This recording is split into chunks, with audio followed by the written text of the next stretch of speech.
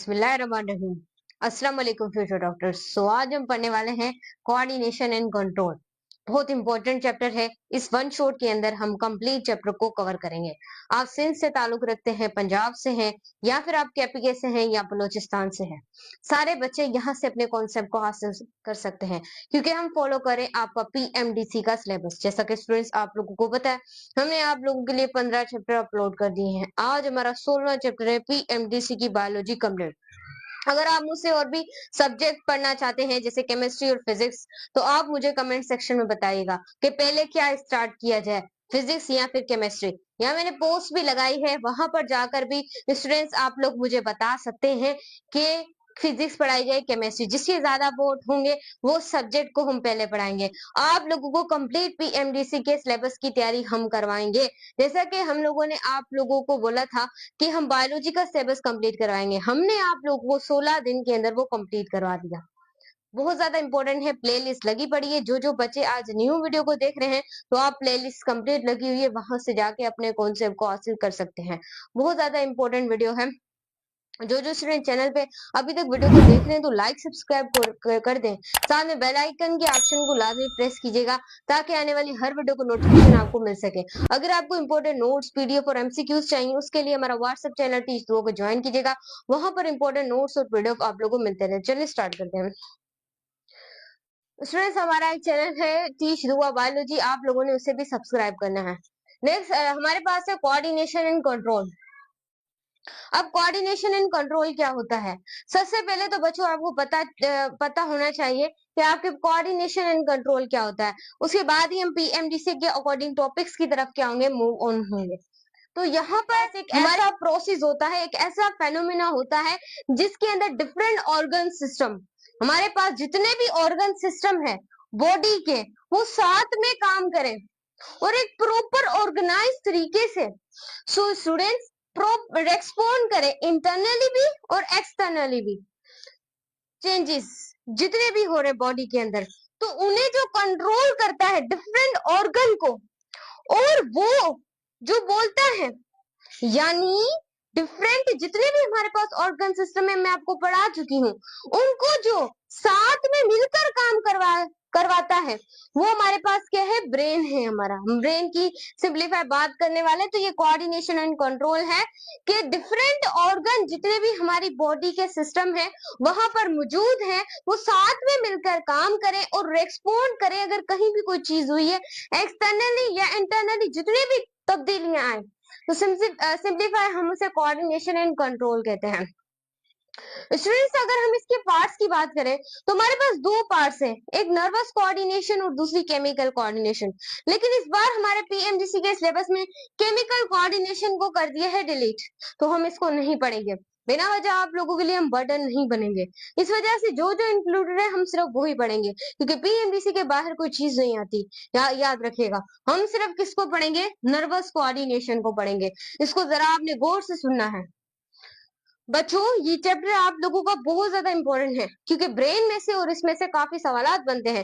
मैंने ब्रेन इस वजह से पहले स्टार्ट नहीं करवाया, क्योंकि आपको बेसिक कॉन्सेप्ट पता होगा कि कौन रेस्पॉन्ड लेकर आ रहा है, कौन उसे रिसीव कर रहा है। अगर आपको इसका ना पता होता तो मुझे पढ़ाने में कोई मजा ना आता, और मैं बिल्कुल ऐसा नहीं होने दूंगी कि आपके कॉन्सेप्ट क्लियर ना हो और मैं आपको पढ़ाती जाऊं, ऐसा नहीं होगा।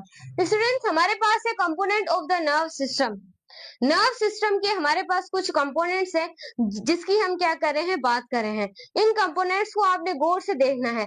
पहला है रिसेप्टर, दूसरा है आप लोगों के पास न्यूरॉन, और तीसरा आप लोगों के पास है इफेक्टर। इन तीन चीजों को अच्छी तरीके से समझेंगे, पूरा चैप्टर आपको क्लियर हो जाएगा। यहाँ पर देखें, पहला आप लोगों के पास आता है रिसेप्टर। रिसेप्टर क्या होता है? रिसेप्टर एक तरह का प्रोटीन होता है जो रिसीव करता है स्पेसिफिक स्टिमुलस। स्टिमुलस का मतलब है सिग्नल। कोई भी बॉडी का सिग्नल है, अगर सिग्नल होगा, स्टिमुलाई होगा, तभी तो हमारी बॉडी काम करेगी। अगर बॉडी को कोई होगा ही नहीं स्टिमुलस, तो बॉडी क्या फंक्शन करेगी, तो उसके पार्ट्स वहीं रुके रहेंगे।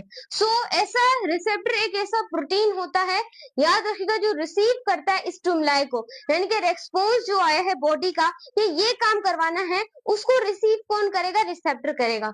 उसके बाद सिग्नल की मदद भी कौन करता है, आपका रिसेप्टर करता है। उसके बाद आप लोगों के पास है न्यूरॉन। न्यूरॉन क्या होते हैं, ये स्पेशलाइज्ड नर्व सेल्स होते हैं। ये जो स्टिमुलस आया है इसे आगे रिसीव कौन करेंगे, आपके neuron. Neuron specialised nerve cells होते हैं जो क्या करते हैं, जो रिसीव करते हैं किसको, और फिर आगे ट्रांसमिट करते हैं किसको, नर्व इंपल्स को। फिर आगे वो ब्रेन तक भेजेंगे नर्व इंपल्स को कि ये काम करवाना है। जैसा कि स्टूडेंट कभी कभी ऐसा होता है, हमारे सामने पड़ी होती है हॉट चीज पड़ी होती है, हॉट चीज पड़ी होती है, तो सडनली अचानक से हमारा क्या लग जाता है, उसके ऊपर हाथ लग जाता है। जैसे कि for example this is your hand, this is your hand, for example ये हैंड जो है वो इस हॉट चीज को लग गया। सो एक सेकेंड तो स्टूडेंट्स हमें पता ही नहीं चलता, एक सेकेंड तो स्टूडेंट्स हमें पता ही नहीं चलता कि हमारा हाथ जल गया है। सो हमें कैसे पता चलता है बच्चों, इस काम में आपका ब्रेन, इतनी जल्दी आप लोगों के ब्रेन तक इंफॉर्मेशन नहीं पहुंचती। सो उसी वक्त ये मैं आगे पढ़ाऊंगी कि ब्रेन का इस काम में कोई, ब्रेन का ये काम में कोई नहीं है, ब्रेन इसको कोई रेस्पॉन्ड नहीं करता। इसके बॉडी के कोई और पार्ट है जो अचानक से अपने हाथ को जल्दी जल्दी बता देते कि तुम्हारा हाथ जल है, इसको हटाओ।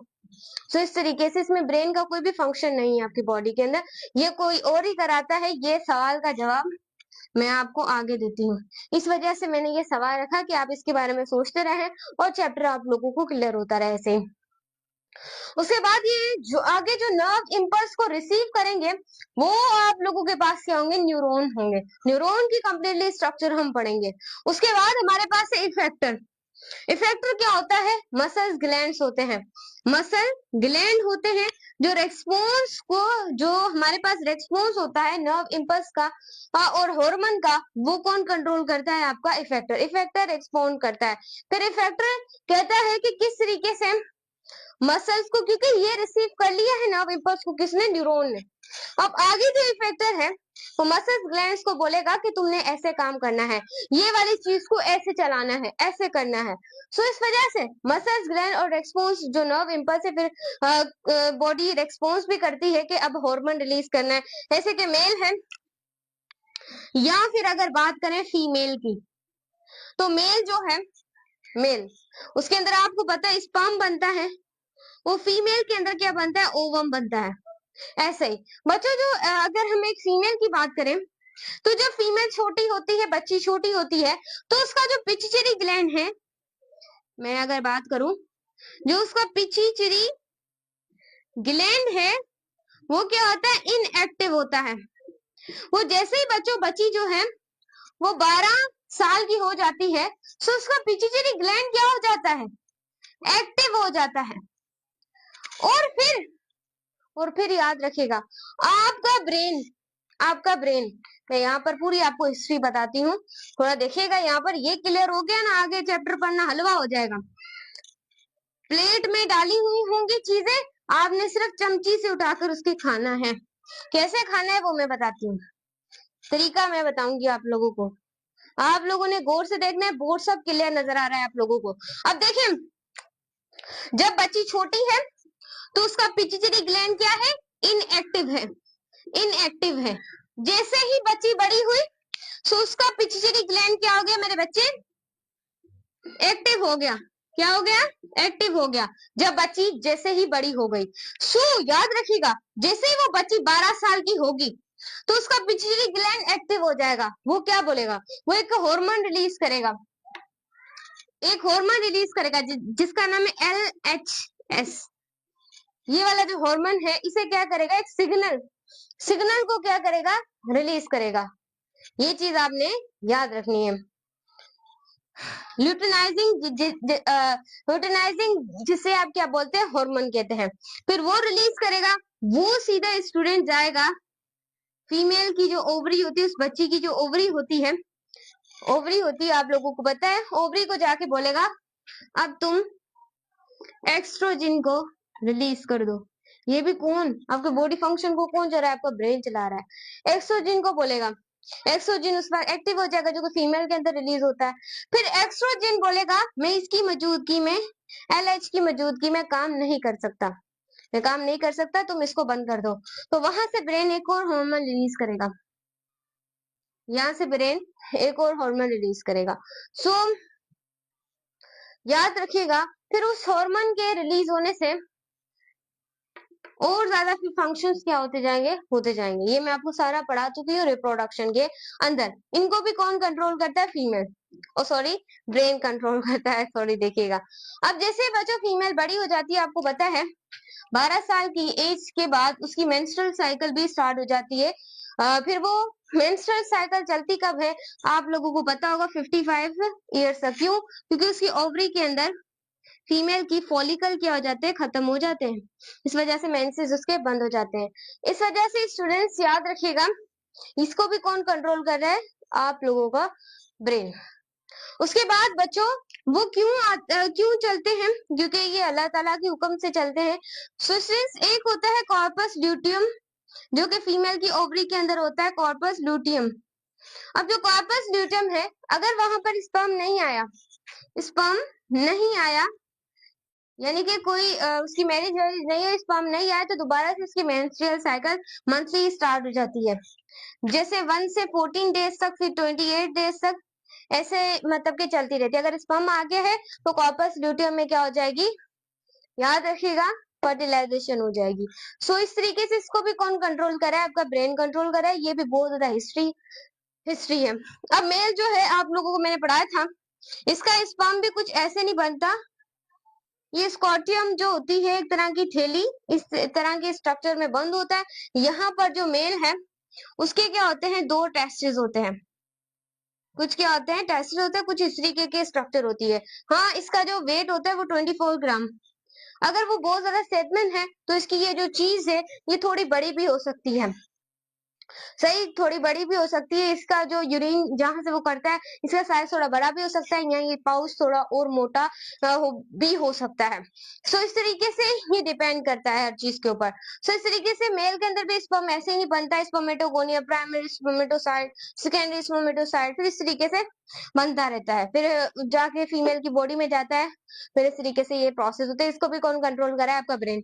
ये हिस्ट्री मैंने इस वजह से आपको बताई है ताकि आपको पता चल सके आगे जो हम पढ़ने वाले हैं, आपके ब्रेन का आप लोगों की बॉडी के अंदर बहुत ज्यादा बड़ा क्या है, एक तरह का कंट्रोल है। सो आई होप आप लोगों को क्लियर हो, ये याद रखिएगा सब कुछ। आपके एमसीक्यूज पॉइंट ऑफ व्यू से भी ये बातें इंपॉर्टेंट है। अब हम आगे चलते हैं और आगे सीखते हैं। सो स्टूडेंट्स, अब हम पढ़ने वाले हैं types of the receptor on the basis of the stimuli. फिर हम देखेंगे types of the receptor on the basis of the location. बच्चों ये बहुत ज्यादा इंपॉर्टेंट है, ये आपको परेशान करने के लिए इसमें से कहीं से भी 2-3 एमसीक्यूज आ सकते हैं। देखें बच्चों, क्या पता ज्यादा सवाल आपके ब्रेन में 2 एमसीक्यूज आए या फिर एक आए, न्यूरॉन में भी एक आए या फिर 2 आए। जैसे इसमें से सवाल आ गए तो फिर आप क्या करेंगे। सो स्टूडेंट्स, हम कोई भी ऐसी चीज नहीं छोड़ेंगे जिससे आपका नुकसान हो, बाद में आप कमेंट में आके सीट लेकर हमें दुआएं दें। सो स्टूडेंट्स, अब हम पढ़ने वाले हैं types of the receptor on the basis of the stimuli. ये जितने भी मैंने बोर्ड के ऊपर लिखे 5, इसके अलावा आपसे कुछ पूछा नहीं जाएगा क्योंकि सारी मैंने चीजें यहाँ पर लिख दी। इसके अलावा कोई पॉइंट जानने की जरूरत नहीं। एक है कीमो रिसेप्टर, एक है मकेनो रिसेप्टर, एक है फोटो रिसेप्टर, एक है नोको रिसेप्टर और दूसरा थर्मो रिसेप्टर। अब हम इसको ड्राइव करते हैं और आपको अच्छी तरीके से समझाते हैं। पहला आप लोगों के पास है कीमो रिसेप्टर। कीमो रिसेप्टर एक ऐसा रिसेप्टर होता है जो आए हुए सिग्नल को क्या करता है, स्टिमुलाई को डिटेक्ट करता है। जैसे फॉर एग्जाम्पल, हमारे सामने सेंट पड़ा हुआ है और कोई किसी ने वो सेंट लगाया हुआ है, सो उसमें से हमें क्या आएगी, खुशबू आएगी। क्या आएगी, खुशबू। यही साइड पे एक बंदा है जो अपनी जुराबें उतार दे, अपने सॉक्स उतार दे, तो आपको कौन सी स्मेल आएगी।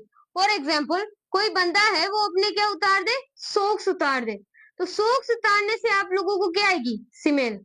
इसे आपको डिटेक्ट कौन कराता है, ये आपको होता है कीमियो रिसेप्टर, जो डिटेक्ट कराता है कि कहाँ से खुशबू आ रही है और कहाँ से स्मेल आ रही है। जैसे फॉर एग्जाम्पल गली में कोई कचरा पड़ा हुआ है, आप सामने से गुजरते हैं तो आपको खुशबू आएगी क्या? नहीं, स्मेल आएगी। ये भी कीमो रिसेप्टर आपको बता रहा है। सामने किसी के घर बिरयानी पकड़ी हो तो आपको क्या आएगी? खुशबू आएगी, जो जिसको वो चीज पसंद होगी। सो ये हमारे पास क्या है? इसको भी कौन सेंस करवाता है? कौन सेंस करवाता है? आपका कीमो रिसेप्टर करवाता है। उसके बाद याद रखिएगा, कीमो रिसेप्टर को दूसरा ऑल्फैक्टिव रिसेप्टर भी कहते हैं। ये एमसीक्यू आपने याद रखना है। उसके बाद है detect test blood concentration of carbon dioxide and glucose amino acids and fatty acid. बच्चों ये डिटेक्ट करता है, जैसे फॉर एग्जांपल आपके सामने एक, मैं यहाँ से थोड़ा सा ये यहाँ पर लिख, आपके सामने कोई जो गोश्त है वो टिक्का बना हुआ है और दूसरी साइड बिरयानी पकी हुई है, तीसरी साइड मैक्रोनी पकी हुई है। सो स्टूडेंट्स सबका क्या होगा? अलग अलग टेस्ट होगा और आपको ब्रेन सेंस देगा कि इस वक्त आप टिक्का खा रहे हो, इस वक्त आप बिरयानी खा रहे हो, तीसरी बार आप मैक्रोनी खा रहे हो।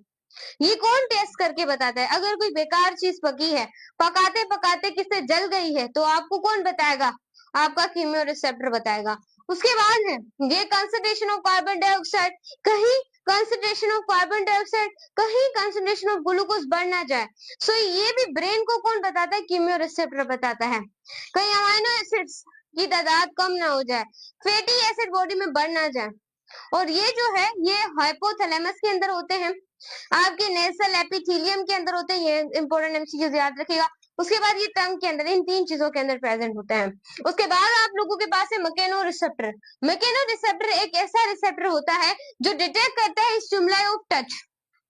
फॉर एग्जाम्पल कोई बाहर से आपका भाई आ गया, या आपकी फ्रेंड आ गई, या फिर आपका कजन आ गया, सही, इनमें से कोई भी आ गया, या आपका फादर आ गया, कोई भी आ गया, या आपकी मदर आ गई, कोई भी आ सकता है। तो किसी ने आपको उसी वक्त टच किया, तो आपको उसी वक्त कैसे पता चलेगा कि किसी ने मुझे टच किया है? ये कौन बताता है? मैकेनो रिसेप्टर बताता है। आपको प्रेशर ऑफ हेयरिंग, आपको पता चलता है कि इस वक्त अब मेरे कान थक गए हैं, हेयरिंग कर करके मुझे सो जाना चाहिए, क्योंकि आपका ब्रेन मल्टीपल किसी किस्म की आवाजें सुनता है। आप कभी किस टीचर के पास पढ़ते हैं, कभी किस टीचर के पास पढ़ते हैं, इससे आपका ब्रेन जो है वो सही काम नहीं करता। आपको एक ही टीचर को फॉलो करना चाहिए, बिना वजह अपना दिमाग खराब मत करें।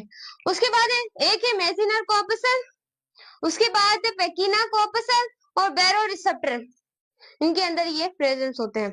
उसके बाद है फोटो। फोटो का मतलब तो बच्चों लाइट ही होता है, लाइट को डिटेक्ट करने वाला रिसेप्टर आपकी आईज होती हैं, जो जो आपको बताती हैं, जैसे कि अभी फेवर चल रहा होता, सो मेरी आंखों में लाइट पड़ती, मैं आप तो अभी भी मेरे बाहर से लाइट आ रही है, पड़ रही है, तो मैं चीजों को देख पा रही हूँ कि मेरे साइड अलमारी प्रेजेंट है, मेरे साइड काफी चीजें प्रेजेंट है, तो मुझे पता चल रहा है। सो क्या लाइट के रिसेप्टर जो आपको डिटेक्ट करवाते हैं, जैसे डिटेक्ट स्टिमुलाई ऑफ लाइट, जैसे कि ये प्रेजेंट होते हैं आपके रेटिना। रेटिना क्या होता है? जहां पर आपकी इमेज बनती है। रेटिना पर आपकी इमेज क्या होती है? फॉर एग्जाम्पल ये रेटिना है, रेटिना पर आपकी इमेज याद रखिएगा फॉर्म होती है। आई वाला टॉपिक आपके सब्जेक्ट के अंदर इंक्लूडेड नहीं है, पीएमडीसी के अंदर, तो हम नहीं पढ़ेंगे। उसके बाद स्टूडेंट देखें, फॉर एग्जाम्पल ये आई है, यहाँ पर क्या बन रही? इमेज। बच्चों इमेज जो है अगर रेटिना से पीछे बन जाए तो भी आपको सही दिखाई नहीं देगा, अगर रेटिना से आगे बढ़ जाए तो भी आपको सही दिखाई नहीं देगा। इससे आपको दो बीमारियां होती हैं। मैं थोड़ा सा रिव्यू करवा दूं, क्या पता इसमें से एक सवाल आ जाए, वैसे आता तो नहीं है, फिर भी आप सुन लें। एक लाइट, एक लॉन्ग साइडनेस, एक शॉर्ट साइडनेस। साइडनेस स्पेलिंग में थोड़ा हो जाए तो आपने एडजस्ट कर लेना है स्टूडेंट, में जल्दी जल्दी लिखनी हो। जो शॉर्ट साइडनेस है और लॉन्ग साइडनेस, किसी को दूर से नजर नहीं आता, किसी को करीब से नजर नहीं आता। आप लोगों के पास दो तरह के लेंस होते हैं, एक आप लोगों के पास कॉनकेव लेंस होता है, एक इस तरीके से, ये क्या है स्टूडेंट, इस तरीके से नीचे से पतला ही होता है, इस तरीके से। ये आपके पास क्या है? कॉनकेव लेंस है, और ये आप लोगों के पास क्या है? Convex lens. तो इतना बस आप लोगों के दिमाग में होना चाहिए कि रेटिना, और एक होते हैं रोड सेल, एक होते हैं कौन सेल। कुछ जो है वो लाइट को डिटेक्ट करते हैं कुछ इस तरीके से। रोड एंड कोन सेल आप लोगों के प्रेजेंट होते हैं इसके अंदर भी। उसके बाद है नोकियो रिसेप्टर जो डिटेक्ट करते हैं पेन स्टिमुलाई। फॉर एग्जाम्पल, आप कहीं जा रहे थे, आपको चोट लग गई, अब जो आपको फील करवाते हैं कि आपको इस जगह पे दर्द हो रहा है, वो कौन है? नोकियो रिसेप्टर। उसके बाद ये प्रेजेंट होते हैं आपकी स्किन में। फॉर एग्जाम्पल, अभी अभी टंडो गुलामली के अंदर सुना था हमने कि एक एक्सीडेंट हुआ है। उस एक्सीडेंट के अंदर एक बस जा रही थी, सामने से एक ना वो जो क्या बोलते हैं जी, एक बेंस आ गई। तो वो बेंस को बचाते बचाते उन्होंने जो बस थी वो दरख्त में जाके लगी। ऊपर जितने भी आदमी बैठे हुए थे, अंदर बैठे हुए थे, आगे वाले सारे आदमी मर गए। किसी की आंखें निकल गई, किसी के पाँव टूट गए, किसी का दर्द टूट गया। ये कुछ 2 दिन पहले ये एक्सीडेंट हुआ है। ये बहुत ज्यादा दर्दनाक है। इसमें जो आज सारी बस के लोग मर गए, सिर्फ एक ड्राइवर बचा, उसकी भी पसलियां वसलियां टूट गई, और जिन्होंने जंप लगा दिया वो बच गए, बाकी अंदर वाले सारे मर गए। कुछ उसमें टीचर्स भी थी और उनको इंटरनल ब्लीडिंग हो गई क्योंकि वो पीछे बैठी थी। इंटरनल ब्लीडिंग हो गई, अच्छी खासी अमीर थी, अब वो वहां पे एडमिट है और कोमा के अंदर है। दुआ कीजिएगा वो सही हो जाए, बाकी वहां पर कुछ भी नहीं बचा, बस सारी ऐसे प्रेस हो गई। सो बच्चों, जिनका दर उतरा होगा, और एक जो बंदा है वो उसके वैसे ब्रेन जो था वो सही काम कर रहा था, लेकिन इतना हिस्सा बचा था, नीचे वाला हिस्सा वहीं कहीं गिर गया था। उसके पेरेंट्स वेरेंट्स उससे मिल गया है, वो बेचारा पूछता है कि मुझे तो कुछ भी नहीं हुआ, जब वैसे वो सही था, जैसे उसने अपने नीचे देखा कुछ है नहीं, उसी वक्त मर गया। इस तरीके से बच्चों हादसा हुआ। तो इस तरीके से बच्चों स्किन फट जाए, टांगे टूट जाए, this is very very very bad. ये पता नहीं अल्लाह ही बर्दाश्त कर रहा है। और ज्वाइंट इंटरनली ऑर्गन, तो इस तरीके से ये यहाँ पर प्रेजेंट होते हैं। और नेक्स्ट हमारे पास है थर्म। थर्म का मतलब होता है हीट, आपको मैंने बताया था, हीट को चेक करने वाले रिसेप्टर। उसके बाद ये डिटेक्ट करते हैं स्टिमुलाई जैसे कोल्ड वार्म, यहाँ पर ठंडी गर्मी इसको बताते हैं। उसके बाद ये फाउंड होते हैं आपकी स्किन के हाइपोथैलेमस के, स्किन और हाइपोथैलेमस के अंदर ये प्रेजेंट होते हैं। स्टूडेंट्स, इसको आपने कॉपी कर लेना है, या आपके टेस्ट के अंदर ये एमसीक्यूज लाजमी आएंगे। आपसे पूछा जा सकता है what is second name of chemoreceptor. तो ऑप्शन ए में आपको दिया जाता है olfactory bulb, sorry olfactory receptor. Second में आप लोगों को दिया जा सकता है मकेनो रिसेप्टर।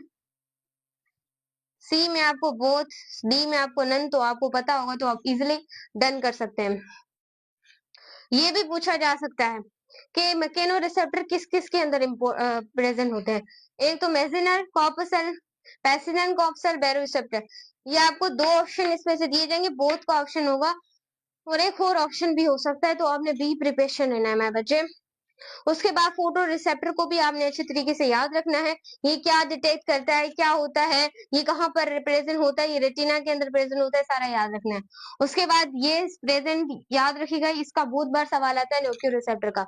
उसके बाद थर्मो रिसेप्टर की हिस्ट्री भी आपने याद रखनी है। अब आप आगे चलते हैं हम लोग।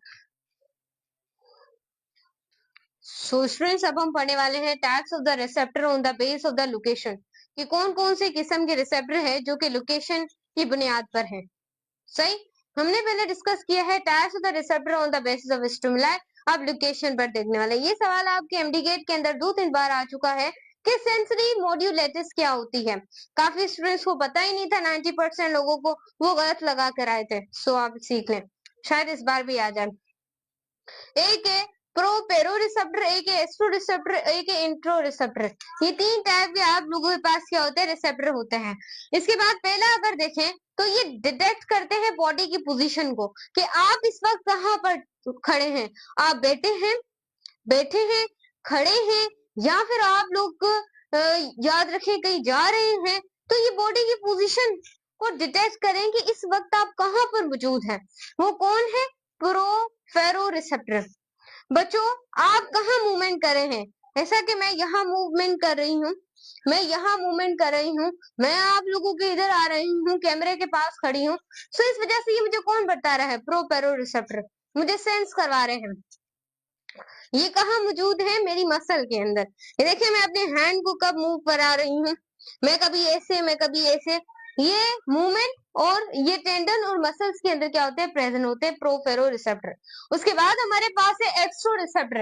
एक्स्ट्रो रिसेप्टर एक ऐसे रिसेप्टर होते हैं जो डिटेक्ट करते हैं आउटसाइड स्टिमुलाई, बाहर की साइड स्टिमुलाई को डिटेक्ट कौन करते हैं, एक्स्ट्रो रिसेप्टर।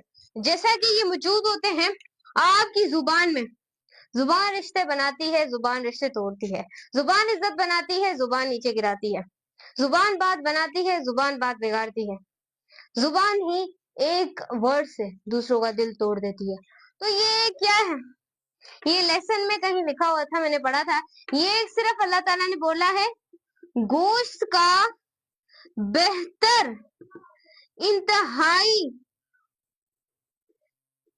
टुकड़ा है जो मैंने हजरत मोहम्मद मुस्तफा सल्लल्लाहु अलैहि वसल्लम की उम्मत को दिया और उसके आने वाले पहले नबियों को दिया। ये इतना बड़ी चीज है, इतनी बड़ी चीज है, खुदा ने ये तुम्हारे इख्तियार में दी है, तुम्हें बिजनेस करवाने के लिए, तुम्हें आगे बढ़ाने के लिए। ये किसने दी है, तुम्हें खुदा ने दी है, तो इसका अच्छी तरीके से हमें यूज करना चाहिए। सो ये कहाँ पर मौजूद होते हैं, ये लाइट को भी सेंस करते हैं, उसके बाद ये साउंड को भी सेंस करते हैं। जैसा कि सामने किसी की शादी है, उसने स्टूडेंट इको चलाया हुआ है, कौन सा गाना लगा हुआ, तेरी मेरी लगा हुआ है, या फिर अब हमारा नए गाने निकले हमने वही लगाया दिल, या फिर शीशा आँखें में आंख, ये पता नहीं क्या क्या स्टूडेंट लगाए होते हैं बाहर लोगों ने। तो इस तरीके से ये न्यू गाने हैं। तो ये साउंड अगर ज्यादा आ रहा है, कहीं से स्टूडेंट नॉइज आ रही है, तो उसको भी ये क्या करवाते हैं, डिटेक्ट करवाते हैं। ये फिजिक्स में जा रहे हैं टॉपिक, ये फिजिक्स में एक टॉपिक है इक्वेस्टिक के नाम से, क्लास फर्स्ट ईयर में जो मैंने आपको पढ़ाया हुआ है सारी फिजिक्स।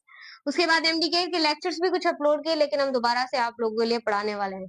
उसके बाद फिजिकल ऑप्टिक्स के अंदर भी पूरा इसी का ही जिक्र है, ये कुछ उसके अंदर जा रहे हैं, और कुछ ये रिलेट कर रहा है आपके सिंपल हार्मोनिक मोशन से। स्टूडेंट्स याद रखिएगा, ये फीमेल को भी टेस्ट कराते हैं, और ये टेस्ट कहीं यहाँ बिरयानी वरयानी ये तो हो गई है, तो ये इसके अंदर भी प्रेजेंट होते हैं, फाउंड इन ये सेंस ऑर्गन में मदद देते हैं। इंटर रिसेप्टर भी डिटेक्ट करते हैं स्टिमुलाई को, लेकिन ये एमसीक्यू आ सकता है कि कौन से आउटसाइड, ये बच्चों याद रखिए इनसाइड बॉडी के। ये प्रेजेंट होते हैं ब्लड प्रेशर कहीं ज्यादा तो नहीं हो रहा, कहीं कम तो नहीं हो रहा, पीएच कहीं, पावर ऑफ हाइड्रोजन कहीं बढ़ या कम नहीं हो रही, या ऑक्सीजन लेवल बढ़ रहा है या कम हो रहा नहीं हो, तो ये सारा उसको चेक कराते हैं और आपको बताते हैं। उसके बाद है sensory modulators, different type of sensation body can detect through a sensory receptor. वो जो डिफरेंट टाइम के काम को आप एक ही वक्त में करते हैं, जैसा कि फॉर एग्जाम्पल कोई मिस है या मैं हूँ, मैं फॉर एग्जाम्पल कोई कॉलेज वाले टीचर है, या फिर आप जहाँ तैयारी करें वहां वाली, तो वो क्या कर रही है, वो आपको लेक्चर दे रही है, और डिफरेंट टाइप पे आप बाहर की आवाजें भी सुन रहे हैं, उसके बाद डिफरेंट वक्त पे आप उसका लेक्चर भी नोट कर रहे हैं, उसी टाइम में आप लोग उसका लेक्चर भी सुन रहे हो, उसी टाइम में बाहर की टीचर आ रही है, अब उसकी आवाजें भी सुन रहे हो, तो एक टाइम में आप कितने सारे काम करते हो, तो वो सेंसरी मॉड्यूलेटर्स आप लोग उसे बोलते हैं। मैंने आपको इजिली जुबान में समझा दिया, इसे आप लोग क्या बोलते हैं, सेंसरी मॉड्यूलेटर्स कहते हैं। ये डिटेक्ट करना डिफरेंट टाइप ऑफ सेंसिएशन जो बॉडी के अंदर होती है।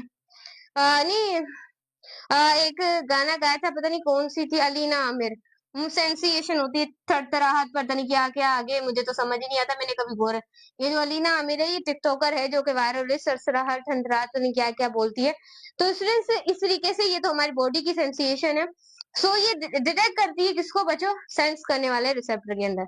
सो इसको आप लोग देख लें, एक पॉइंट भी अगर कॉपी ना किया तो आपको बहुत ज्यादा नुकसान होगा। मुझे याद रखिएगा, आज हमारी जर्नी का आखिरी दिन है, क्योंकि हमारे सारे चैप्टर अपलोड हो चुके हैं। मैंने आप लोग के लिए बहुत ज्यादा मेहनत की, एक दिन में सुकून से नहीं बैठी, सुबह को शाम तक मुझे 4 बज जाते हैं, उसके बाद 5 से 6 ये आप लोगों के लिए मेहनत चली, सिर्फ आप लोगों के लिए। उसके बाद तो वैसे भी मैं फारिग हो जाऊंगी, अगर आप चाहोगे तो मैं फिजिक्स केमिस्ट्री पढ़ाऊंगी, वरना फिर मैं कभी कभी कोई ना कोई सब्जेक्ट पढ़ा दिया करूंगी, जैसे कि सडनली लेक्चर्स। तो अगर आप चाहेंगे आपको फिजिक्स केमिस्ट्री भी इतनी और आप अच्छे मार्क्स सिक्योर कर सके, तो आपने मुझे कमेंट में बताना कि मैं आप लोगों को वो 2 सब्जेक्ट भी पढ़ा दूंगी। स्टूडेंट्स जो भी मैं चीज लिखती हूँ, मैं बहुत रिसर्च करती हूँ, ये मेरी पहले की पता नहीं कितनी एमडी गेट की रिसर्च है। तो मेरा पहले से था कि मुझे स्टूडेंट्स बोले पहले मैं बायोलॉजी पढ़ाऊं, फिर मैं फिजिक्स या केमिस्ट्री, इनमें से आप जो बोलेंगे वो आपको पढ़ा दिया जाएगा।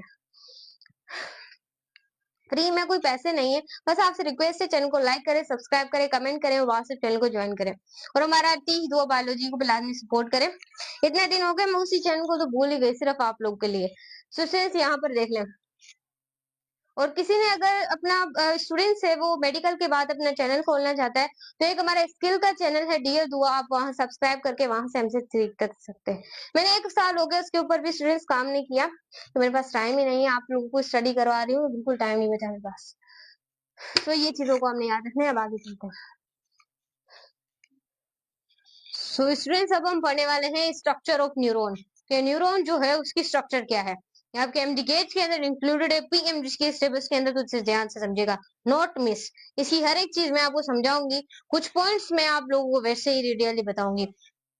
देखिएगा student, structure of neuron, neuron की अगर स्ट्रक्चर की बात करें तो ये स्पेशल सेल होते हैं, स्पेशल सेल जो कि नर्व सिस्टम से जनरेट करते हैं नर्व इंपल्स को, नर्व इंपल्स यानी सिग्नल को सीक्रिएट करते हैं, उसे हम क्या बोलते हैं, न्यूरॉन कहते हैं।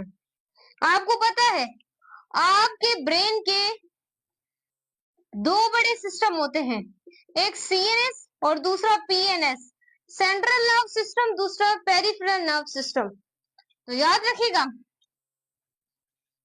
हमने अभी डिस्कस किया था कोऑर्डिनेशन एंड कंट्रोल में एक नर्व सिस्टम होता है और दूसरा केमिकल कोऑर्डिनेशन सिस्टम होता है, लेकिन केमिकल कोऑर्डिनेशन सिस्टम इंक्लूड नहीं है तो हम डिस्कस नहीं करेंगे। बच्चों, न्यूरॉन एक तरह के स्पेशल सेल होते हैं जो कि नर्व सिस्टम से जनरेट करते हैं। नर्व सिस्टम से क्या जनरेट करते हैं, आप बोलेंगे नर्व इंपल्स को जनरेट करते हैं, सिग्नल्स को जनरेट करते हैं, उसे सिंपलीफाई हम लोग क्या बोलते हैं, न्यूरॉन कहते हैं। ध्यान से, गौर से, कंसंट्रेशन के साथ सुनिएगा। देखिए, अब हम न्यूरॉन की स्ट्रक्चर को एमडीगेट में 13% डायग्राम आती हैं। This is mostly very important diagram, बहुत इंपॉर्टेंट है। अब स्टूडेंट्स, हमारे बच्चे, मेरी पूरी कोशिश होगी कि आपको अच्छे तरीके से समझ आए। स्टूडेंट्स, आप ये बाहर वाली स्ट्रक्चर देख रहे हैं कि जो न्यूरॉन में निकली हुई है। देखें हमारे बच्चे, आप ये बाहर वाली स्ट्रक्चर देख रहे हैं जो कि न्यूरॉन से बाहर निकली हुई है। जैसे कि दरख्त जो है उसकी शाखें कुछ ऐसे निकली होती हैं, ऐसे निकली होती हैं, फिर उसके ऊपर हमारे फ्रूट्स लगे होते हैं, मैंगो हो गया, बनाना हो गया, ऑरेंज हो गया, जितने भी फ्रूट्स हैं वो लगे होते हैं। ध्यान से समझिएगा, कंसंट्रेशन के साथ समझिएगा। ये जो बाहर शाखें न्यूरॉन की निकली हुई है, इसे हम लोग क्या बोलते हैं माय बच्चे, इसको सिंपलीफाई हम बोलते हैं डेंड्रॉइड्स। सिंपलीफाई हम इसे क्या बोलते हैं, डेंड्रॉइड्स कहते हैं। अब ये डेंड्रॉइड्स क्या होते हैं, न्यूरॉन के शूट, छोटे से पतले से एक तरह के बंडल्स होते हैं। जैसे कि आप लोगों ने पढ़ा होगा, जैसे बंच ऑफ कीज इंग्लिश के अंदर, यानी कि चाबियों का गुच्छा, चाबियों का गुच्छा आप लोगों ने ये समझा होगा। जरा गौर से यहाँ पर आप लोगों ने देखना है, ये भी बिल्कुल ऐसी तरीके से पतला सा क्या है, बंडल से। यहाँ पर देखिए कितनी सारी, एक शाखों में कितनी सारी शाखें निकल रही हैं न्यूरॉन की, ये देखिए कितनी सारी शाखें निकल रही हैं। आप लोग यहाँ से देखें कुछ इस तरीके से, इनको सिंपलीफाई आप क्या बोलते हैं, ये जो निकली हुई हैं इनको आप डेंड्रॉइड्स बोलते हैं। याद रखिएगा, सवाल भी आ सकता है कि डेंड्रॉइड्स क्या होते हैं, शूट्स थिन क्या होते हैं, बंडल्स होते हैं। इतना आप लोगों को क्लियर हो गया, आई होप माय बच्चे। उसके बाद बच्चे, आप न्यूरॉन की ये वाली स्ट्रक्चर डॉटेड डॉटेड तरीके से देख रहे हैं। देखें, आप न्यूरॉन की ये वाली स्ट्रक्चर देख रहे हैं, डॉटेड डॉटेड तरीके से आप लोग देख रहे हैं। इसको सिंपलीफाई बच्चे आप बोलते हैं सेल बॉडी। ये एमडीगेट में एक बार आया था कि सेल, मैं कहां पर लिखूं कि गंद ना बच जाए, यहाँ पर देखें, यहाँ पर लिख देते हैं इसको मिटाकर, cell body is also called what, वो सारे ऑप्शन थे, हमने याद रखना है। सेल बॉडी को आप दूसरा साइटोन भी कहते हैं, जो कि आपको देखें डॉटेड डॉटेड क्या दिखाई दे रही है स्ट्रक्चर, इन्हीं डॉटेड डॉटेड स्ट्रक्चर को आप लोग क्या बोलते हैं, सेल बॉडी कहते हैं। ये चीज आपको क्लियर हो गई होगी। अब स्टूडेंट्स, यहाँ पर आपने देखा होगा आपका एक सेल होता है, सेल के अंदर 15 किस्म की ऑर्गेनेलीज प्रेजेंट होते हैं, जो कि मैं सेल स्ट्रक्चर और फंक्शन को डिटेल में पढ़ाकर आ रही हूँ। माइटोकॉन्ड्रिया होता है, गोल्जी बॉडी होती है, लाइसोसोम होते हैं, राइबोसोम्स, राइबोसोम्स कैसे होते हैं, जो इस तरीके से, जो कि प्रोटीन की सिंथेसिस करते हैं। ऐसे ही बच्चों, ये जो न्यूरॉन है इसके अंदर भी डॉटेड डॉटेड स्ट्रक्चर्स होते हैं, लेकिन ये थोड़ा अलग है आपके सेल से। इसको सिंप्लीफाई आप कहते हैं नेजल ग्रेन्यूल्स। वैसे सेल के हिसाब से ये राइबोसोम्स होंगे, लेकिन न्यूरॉन के हिसाब से इसे हम नेजल ग्रेन्यूल्स कहेंगे। इतना आप लोगों को क्लियर है। और न्यूरॉन के अंदर एक न्यूक्लियस प्रेजेंट होता है, this is called a neuron nucleus. इसे हम न्यूरॉन का न्यूक्लियस कहते हैं। ध्यान से बच्चे समझिएगा, अक्सर बच्चों को न्यूरॉन की स्ट्रक्चर कोई सही तरीके से नहीं बताता, आपको हर एक चीज में रही, तो ध्यान से समझे। उसके बाद मैं बच्चे देखिएगा, यहाँ पर, यहाँ से आप देख रहे हैं एक न्यूरोफिलामेंट आ रहा है। ऐसे काफी सारे न्यूरॉन के अंदर क्या होते हैं, न्यूरोफिलामेंट्स होते हैं, जो कि सिग्नल को आगे प्रोवाइड करते हैं। अगर माय बच्चे, अगर भी बहुत ज्यादा है, लेकिन आपका आखिरी चैप्टर है, मैंने सोचा आपको जल्दी पहुंचाया जाए, भले जितना भी बड़ा हो आज कंप्लीट ही करके, अगर टाइम हुआ तो अपलोड भी आज ही कर दूंगी। बहुत ज्यादा गर्मी है, बहुत ज्यादा आज गर्मी है। सो स्टूडेंट्स, यहाँ पंखा भी नहीं चला सकती ताकि आपको आवाज ना आ सके। देखिएगा यहाँ पर गौर से देखिएगा। अब स्टूडेंट, यहाँ से एक डंडी निकल रही है न्यूरॉन की, यहाँ से कुछ इस तरीके से, ये भी एक तरह की डंडी है, डबल में डंडियां दिख रही है न्यूरॉन की। ये जो डंडी निकल रही है न्यूरॉन की कुछ इस तरीके से, और कुछ इस तरीके से न्यूरॉन की क्या निकल रही है, डंडी निकल रही है। इसको सिंप्लीफाई याद रखिएगा, आप एक्सोन कहते हैं। This is called your axon. This is called, ये ब्रांचेस जो निकल रही थी, दिस इज कॉल्ड डेंड्रोइड्स, और ये जो स्ट्रक्चर थी, this is called a cell body, and this is called a axon. इतना क्लियर होगा। अब आप लोग देख रहे हैं यहाँ पर इस डंडी सेल जो एक्सोन है, वहां पर कुछ आपको यहाँ पर सेल्स नजर आ रहे हैं, कुछ इस तरीके से आप लोग देखते होंगे, this is this is this is. इसको सिंप्लीफाई आप बोलते हैं माइलिन शीथ। और माइलिन शीथ इस एक्सोन के ऊपर क्या काम करती है बच्चों, सॉरी, यहाँ पर आपको सेल्स दिखाई दे रहे हैं जो कि एक्सोन के ऊपर हैं, इनको सिंप्लीफाई आप शवान सेल्स कहते हैं। आगे मैं बताऊंगी माइलिन शीथ क्या होती है। देखिए, न्यूरॉन की एक्सोन के ऊपर आपको कुछ सेल्स दिखाई दे रहे हैं, इन सेल्स को सिंप्लीफाई आप लोग क्या बोलते हैं, this is called a Schwann cell. क्या बोलते हैं, शवान सेल कहते हैं। ये चीज आप लोगों को क्या होगी, क्लियर होगी। शवान सेल के ऊपर इस तरीके से लिपिड की लेयर मौजूद होती है। शवान सेल के ऊपर लिपिड की एक लेयर मौजूद होती है, उस लिपिड की लेयर को आप बोलते हैं myelin sheath. This is called a myelin sheath. और ये जो माइलिन शीथ है, ये न्यूरॉन की सेल्स के ऊपर इंसुलेटिंग का क्या करती है, काम करती है। दिस पूछा जाता है, myelin sheath is work that a insulator, insulator का क्या करती है, वर्क करती है। अब इस तरीके से न्यूरॉन के ऊपर हमारे बच्चे कुछ गैप्स भी पाए जाते हैं, न्यूरॉन के ऊपर हमारे बच्चे कुछ गैप्स पाए जाते हैं, उन गैप्स को आप कहते हैं नोड ऑफ रेनवियर। न्यूरॉन के ऊपर कुछ याद रखिएगा, बहुत ज्यादा इंपॉर्टेंट है। Neuron is gap that name what, क्या बोलेंगे आप, node of Ranvier. Node of Ranvier याद रखिएगा, इसका बहुत बड़ा काम है। नोड ऑफ रेनवियर फास्टली क्या करवाते हैं, ट्रांसमिट करवाते हैं। किसको ट्रांसमिट करवाते हैं, आपके रेस्पॉन्स को, ताकि बच्चों कहीं आपकी बॉडी के अंदर कोई मसला ना हो जाए, कहीं आपकी बॉडी के अंदर कोई मसला ना हो जाए। सो ये जो नोड ऑफ रेनवियर है, ये जल्दी जल्दी सिग्नल प्रोवाइड, फॉर एग्जाम्पल आपका कहीं एक्सीडेंट हो गया है, कहीं एक्सीडेंट हो गया, सो एक्सीडेंट की सूरत में आपकी बॉडी ब्रेन को रेस्पॉन्स देती है कि ज्यादा से ज्यादा खून मत निकलने दो, वरना हम काम कैसे करेंगे। तो उस वक्त हमें एक डॉक्टर की जरूरत होती है जो इस ब्लडिंग को रोके। इसके बाद बच्चों ये फास्टली ट्रांसमिट करती हैं, कोई भी चीज है ये फास्टली जो ट्रांसमिट करता है नर्व इंपल्स को, आपने याद रखिएगा। ये अक्सर टीचर छोड़ देते हैं कि न्यूरॉन की स्पेस को आप कहते हैं छोटा सा स्पेस, नन्ना सा छोटा सा स्पेस, उसको सिंपलीफाई आप नोड ऑफ रेनवियर कहते हैं। और जो नोड ऑफ रेनवियर है वो न्यूरॉन को जल्दी, बहुत ज्यादा जल्दी, चंद सेकंडों में क्या करता है, सिग्नल प्रोवाइड करता है। दिस इज योर फास्टली बहुत बहुत जल्दी जो न्यूरॉन जो नर्व इंपल्स को ट्रांसमिट करता है वो आपका होता है ये छोटा सा एक गैप, नन्हा सा एक गैप, ये इतना बड़ा काम करता है। उसके बाद माइलिन शीथ के ऊपर क्या हो जाते हैं नर्व इंपल्स।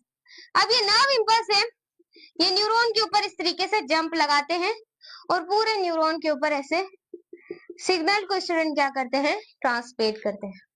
सारी चीजें आई होप आप लोगों को मैंने अच्छी तरीके से डिस्कस करवा दी हूँ। अब हम टाइप्स ऑफ न्यूरॉन भी पढ़ेंगे, पहले आप लोग इसे समझ लें। अब मैं हम एक बार और आप लोग के लिए रिवाइज कर देते हैं। ये स्पेशल सेल होते हैं जिन जिनको अभी तक रिवाइज नहीं हुआ उनमें भी हो जाए। बच्चों ये तरह के स्पेशल सेल होते हैं नर्व सिस्टम के जो जनरेट करते हैं नर्व इंपल्स को। याद रखिएगा ये बहुत ज्यादा इंपॉर्टेंट कॉन्सेप्ट है। अब स्टूडेंट्स मैं एक बार और स्ट्रक्चर को जल्दी जल्दी रिव्यू करूंगी। स्टूडेंट यहाँ पर देखिए आप लोग, ये जो बाहर ये शाखे लाइक स्ट्रक्चर निकल रही है न्यूरॉन की, इसे सिंप्लीफाई आप लोग कहते हैं डेंड्रॉइड्स। ये जो डेंड्रॉइड्स होते हैं ये बहुत ज्यादा शॉर्ट होते हैं, बहुत ज्यादा छोटे होते हैं, बहुत ज्यादा पतले क्या होते हैं, बंडल्स, जैसे चूड़ियों का बंडल होता है। जैसे गर्ल्स क्या करती हैं, चूड़ियां खरीदती हैं, पहनती हैं, उसके भी बंडल्स होते हैं, चाबियों के भी बंडल्स होते हैं, ऐसे न्यूरॉन की डेंड्राइट्स के भी बंडल्स होते हैं। उसके बाद यहाँ डॉटे डॉटे लाइन देख रहे हैं न्यूरॉन के अंदर, इसे सिंप्लीफाई आप लोग के cell body is also called as cyton. उसके बाद न्यूरॉन के अंदर एक न्यूक्लियस भी पाया जाता है जो इसमें ब्रेन का थोड़ा काम भी करता है। उसके बाद स्टूडेंट याद रखिएगा यहाँ पर छोटे छोटे से स्ट्रक्चर्स पाई जाती हैं जिसे हम नेसल ग्रेन्यूल्स कहते हैं। और यहाँ पर कुछ एक तरह की वेसल भी पाई जाती है, वेसल लाइक जो ट्रांसमिट करती है सिग्नल को, जिसे हम न्यूरोफिलामेंट्स कहते हैं। उसके बाद ये जो डंडी लाइक स्ट्रक्चर आपकी न्यूरॉन की इस तरीके से निकल रही है कुछ इस तरीके से, उसे सिंप्लीफाई एक्सोन कहते हैं। और एक्सोन के ऊपर क्या प्रेजेंट होते हैं, सेल प्रेजेंट होते हैं। एक्सोन के ऊपर कुछ सेल प्रेजेंट होते हैं, उन सेल को हम लोग क्या बोलते हैं, श्वान सेल कहते हैं। ये चीज आपने याद रखनी है। और श्वान सेल के ऊपर एक लिपिड की बाइलेयर पाई जाती है, उस लिपिड की बाइलेयर को सिंप्लीफाई माइलिन शीथ कहते हैं। न्यूरॉन के अंदर कुछ स्पेसिस पाए जाते हैं जिनको हम नोड ऑफ रेनवियर कहते हैं, जो कि जल्दी जल्दी सिग्नल को ट्रांसमिट करवाते हैं नर्व इंपल्स को, और हमें जल्दी जल्दी क्या बोलते हैं, रेस्पॉन्स बेस्ड है। I hope you understand. अब टाइप्स ऑफ न्यूरॉन पढ़ते हैं। सो स्टूडेंट्स अब हम पढ़ने वाले हैं टाइप्स ऑफ न्यूरॉन। याद रखिएगा हमारे पास 3 टाइप्स के न्यूरॉन होते हैं, एक सेंसरी न्यूरॉन, एक मोटर न्यूरॉन और तीसरा हमारे पास होता है इंटरन्यूरॉन। बच्चों इसमें से हर साल एमसीक्यूज आते हैं, किसी ना एक न्यूरॉन का या तो फिर उसका सेकंड नाम क्या पूछा जाता है, वरना ये पूछा जाता है उसकी लोकेशन क्या है। बच्चों इसमें से अगर कोई भी एमसीक्यूज आया तो यहीं से आएगा, यहीं से आएगा, बाहर से कोई एमसीक्यूज नहीं आएगा, क्योंकि ये जो पॉइंट्स हैं ये बहुत ज्यादा इंपॉर्टेंट है। इससे बाहर इतना ज्यादा मैं एज इट इज आप लोगों को पढ़ाती हूँ अच्छे तरीके से, आप लोगों की केपीके की बुक देखकर, पंजाब की देखकर, सिंध की देखकर, उसे स्टडी कर कर उसके कुछ पॉइंट्स, कुछ उसके पॉइंट्स, कुछ उसके पॉइंट्स इकट्ठा कर कर, ताकि आप लोगों के पास टाइम बहुत ज्यादा कम है, मैंने बहुत कम वक्त में आप लोगों को सारा सिलेबस पढ़ा दिया। इतनी जल्दी आप लोगों को कोई भी नहीं पढ़ाएगा, बच्चे कोई भी नहीं पढ़ाएगा आप लोगों को। सपोर्ट करें, लाइक सब्सक्राइब शेयर करें, ग्रुप को ज्वाइन करें और चैनल को ज्वाइन करें। ग्रुप भी हम लोग इंशाल्लाह बनाएंगे आने वाले वक्त में। सो यहाँ पर आप लोगों ने गौर से देखिएगा, आप वोट कीजिएगा कि ग्रुप भी बनाया जाए जिसमें हमारे सबकी कन्वर्सेशन हो सके। लास्ट में भी हम आपकी बहुत ज्यादा सपोर्ट करेंगे। सेंसरी, मोटर एंड इंटर, चलें देखते हैं। बच्चों जो सेंसरी न्यूरॉन है ये कैरी करता है नर्व इंपल्स को, कहाँ से कैरी आउट करता है, कहाँ से कैरी करता है बच्चों, टूवर्ड्स द ब्रेन। ये भी एमसीक्यूज आ सकता है कि वो कौन सा न्यूरॉन है, कौन सा न्यूरॉन है, कौन सी टाइप का न्यूरॉन है जो कि कैरी करता है नर्व इंपल्स को टूवर्ड्स द ब्रेन। अब हम देखते हैं सेंसरी न्यूरॉन को बहुत डिटेल में। सेंसरी न्यूरॉन जो होता है वो रिसेप्टर से रेस्पॉन्स लेता है, नर्व इंपल्स लेता है, फिर स्टूडेंट्स वो आगे क्या करता है, ट्रांसफर करता है, आगे ट्रांसफर करता है, फिर आगे ट्रांसफर करने के बाद वो ट्रांसफर करता है ब्रेन को। ये थोड़ा सा एज इट इज स्टेप हो गया स्टूडेंट। ये जो रिसेप्टर है ये सिंप्लीफाई जो है ये ट्रांसफर करता है किसको? आपके ब्रेन को। इस तरीके से रिसेप्टर जो है वो ट्रांसफर करता है, जो रेस्पॉन्स होता है वो ब्रेन को, और ब्रेन आगे ट्रांसफर करता है इफेक्टर को, और इफेक्टर जो आगे ट्रांसफर करता है वो किसको करता है? आपके देखें इफेक्टर, इफेक्टर के बाद आपके मसल्स, और मसल्स के बाद आपके ग्लैंड्स। मसल्स को बोलता है इस तरीके से तुम क्या करो, मूवमेंट करो। तो ये सारी चीजें आपने क्या करनी है, याद रखनी है। आप लोग यहाँ से ब्रेन से पहले यहाँ पर आप लोग कह सकते हैं, यहाँ पर आप लोग मोटर न्यूरॉन को भी यहाँ पर आप लगा देते हैं कि रिसेप्टर किसको देगा, मोटर न्यूरॉन को देगा, फिर आगे वो ब्रेन को देगा, ब्रेन को सिग्नल के इफेक्टर, इफेक्टर हुक्म देगा कि इस तरीके से मूवमेंट करनी है, और ग्लैंड को भी हुक्म दे देगा। उसके बाद है, ये सवाल आ सकता है कि सेंसरी न्यूरॉन को हम दूसरा क्या कहते हैं? Sensory neuron is also called efferent neuron. ये एमसीक्यूज भी आपका बन के आ सकता है कि बताएं सेंसरी न्यूरॉन को आप क्या बोलते हैं? What call sensory neuron? याद रखिएगा बच्चों, ये डिफरेंशिएट याद रखने हैं आपने। एफेरेंट न्यूरॉन बोलते हैं, एफेरेंट। उसके बाद ये लोकेशन भी आपसे पूछी जा सकती है, इसके अलावा कहीं पे प्रेजेंट नहीं होते। आईज में होते हैं, आपकी आंखों में, आपके कानों पे, आपकी स्किन के ऊपर, आपके नाक जो होता है कुछ इस तरीके से वहां पर प्रेजेंट होते हैं, आपकी जुबान, आपकी टंग जो होती है वहां पर प्रेजेंट होते हैं। आपको मैंने पढ़ाया था टंग का टेस्ट में चेक करती है, टेम्परेचर को चेक करती है, सारी चीजें मैं आपको पढ़ा चुकी हूँ। डाइजेशन वाली वन छोड़ देखें, हर चीज बताई, कोई चीज मैं आपको पता है मिस नहीं करती। इसका फंक्शन क्या है? ये रिसीव करता है, जो रेस्पॉन्स होता है स्टिमुलाई फ्रॉम द रिसेप्टर जो होता है सीएनएस में वहां पर। तो ये चीज सेंट्रल नर्व सिस्टम है। उसके बाद स्टूडेंट्स बस आपने इसको एज इट इज कॉपी कर लेना है, एज इट इज। कोई चीज मिस करेंगे नुकसान आपका। मैंने पढ़ा दी है, मैंने नहीं छोड़ी, अब पढ़ने वाले आप लोग हैं मेरे बच्चे। Motor neuron multipolar neuron carry करती है, बहुत ज्यादा आपसे पूछा जाता है मल्टी न्यूरॉन कैरी कौन करता है, कौन सा न्यूरॉन होता है? वो मोटर न्यूरॉन होता है। मल्टीपल फंक्शन करता है, ये नर्व इंपल्स को ब्रेन से लेता है, और ब्रेन के बाद ये जाता है इफेक्टर के पास, और इसे सिंप्लीफाई हम एफेरेंट न्यूरॉन भी कहते हैं। ये चीज याद रखिएगा। ये कहां पर प्रेजेंट होता है? इसकी फुल फॉर्म लिख दे, सेंट्रल नर्व सिस्टम। उसके बाद है फंक्शन, इसका फंक्शन है नर्व इंपल्स को कैरी करना, किससे? सेंट्रल नर्व सिस्टम से देना इफेक्टर को, और इफेक्टर आगे क्या करे, शो करेगा रेस्पॉन्स, किसको ये ऑर्डर देगा? मसल्स को और ग्लैंड्स को। क्लियर है? अब उसके बाद है inter neuron. Inter neuron, inter का मतलब ही क्या होता है? कनेक्ट, ये कनेक्ट करने वाला न्यूरॉन है। सेंसरी न्यूरॉन को और मोटर न्यूरॉन को कनेक्ट करने वाला न्यूरॉन है। इस वजह से आल्सो कॉल्ड एसोसिएशन न्यूरॉन, इसे हम एसोसिएशन न्यूरॉन भी कहते हैं, क्योंकि इसकी लोकेशन होती है ब्रेन, ब्रेन और स्पाइनल कोड। क्या? ब्रेन और स्पाइनल कोड। स्पाइनल कोड की शेप भी आप याद रख सकते हैं, बटरफ्लाई होती है। ऐसे दिया तो नहीं हुआ आपके टर्म में, लेकिन इतना सा याद रखना है। स्पाइनल कोड के अंदर जो पेयर्स होते हैं नर्व इंपल्स के, वो 31 पेयर्स होते हैं, ये याद रख लीजिए, फिर भी याद रख लें, फिर भी मैं बच्चे याद रख लें। सही हो गया?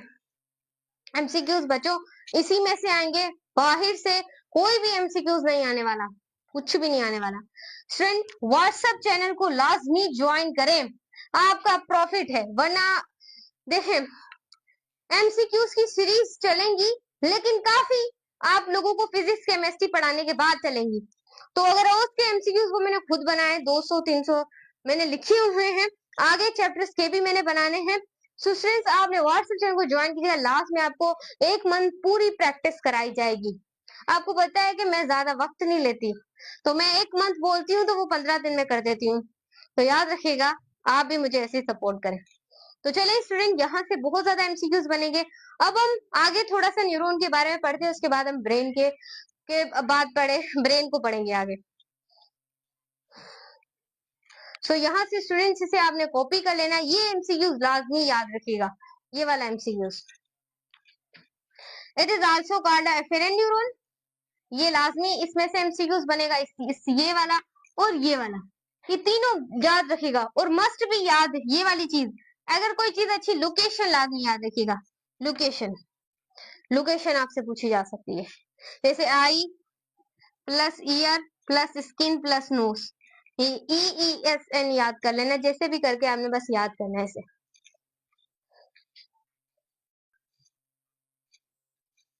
सो स्टूडेंट्स अब हम पढ़ने वाले हैं टाइप्स ऑफ न्यूरॉन को।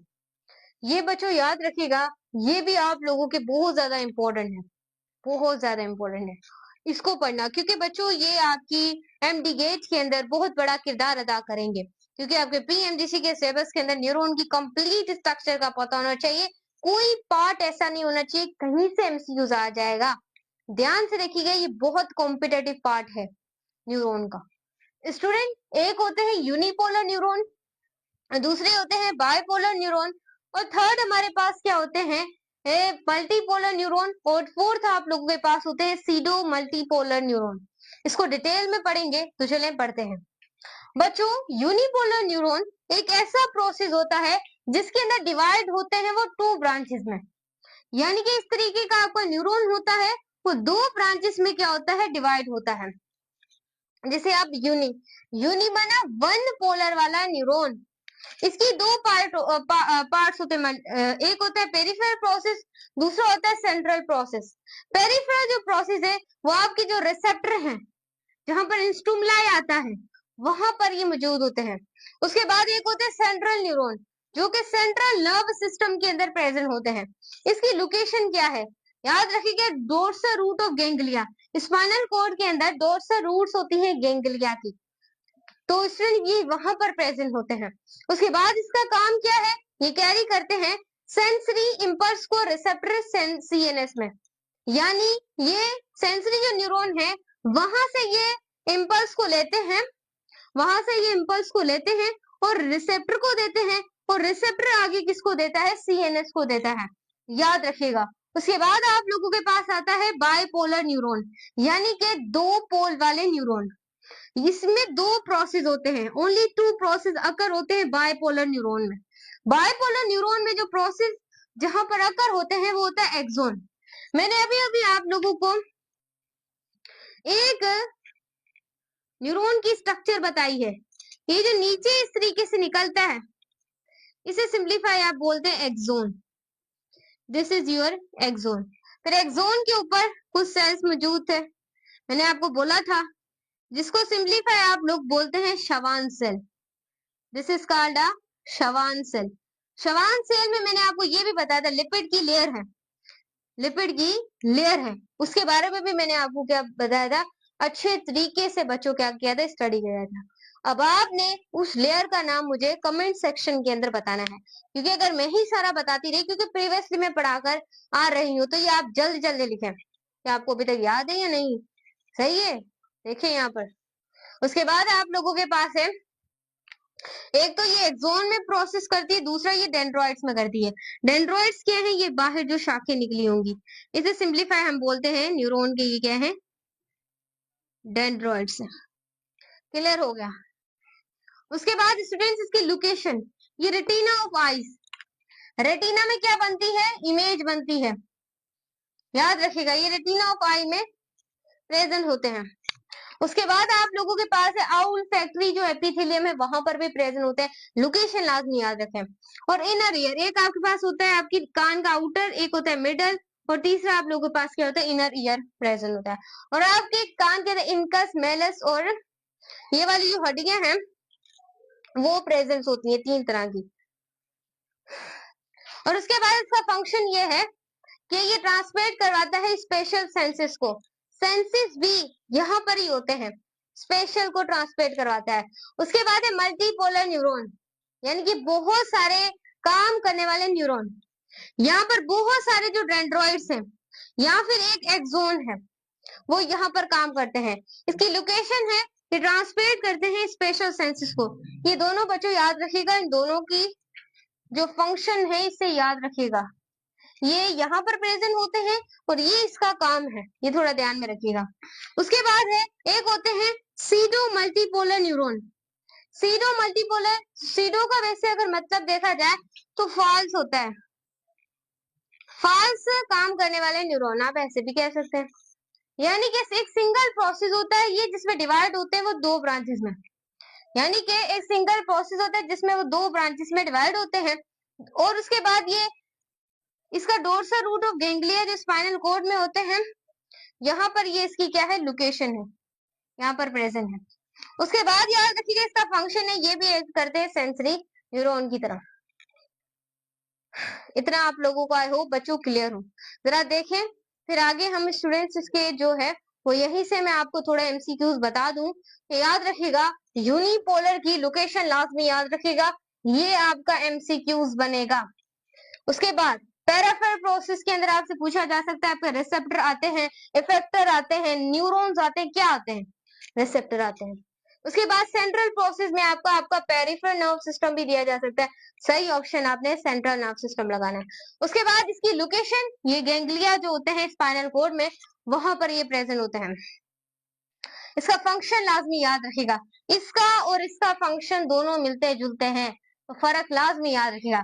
फिर इसका और इसका फंक्शन मिलता है, ये चीज भी याद रखिएगा। ये एमसीक्यूज ऐसे आपको ना, अगर आपको ये कॉन्सेप्ट मैंने पढ़ाया है क्लियर है तो लाइक सब्सक्राइब और अभी से शेयर कर दें, क्योंकि मैंने बहुत ज्यादा डिटेल में पढ़ाया है, डिफरेंशिएट लिखे है, आपको सारे एमडीकेट उठाकर आपके सामने रख दिया। अब डॉक्टर बनना है, थोड़ी तो मेहनत करनी पड़ेगी ना भाई, ऐसे तो तुम डॉक्टर नहीं बन पाओगे। इस तरीके से बच्चों ये एमसीक्यूज आपने अच्छे तरीके से याद रखना है और एमडीकेट के लिए भी प्रिपरेशन लेना है। अगर टॉप करना है तो व्हाट्सएप चैनल को ज्वाइन करें, अभी लाइक और सब्सक्राइब करें। तो चलें आगे चलते हैं।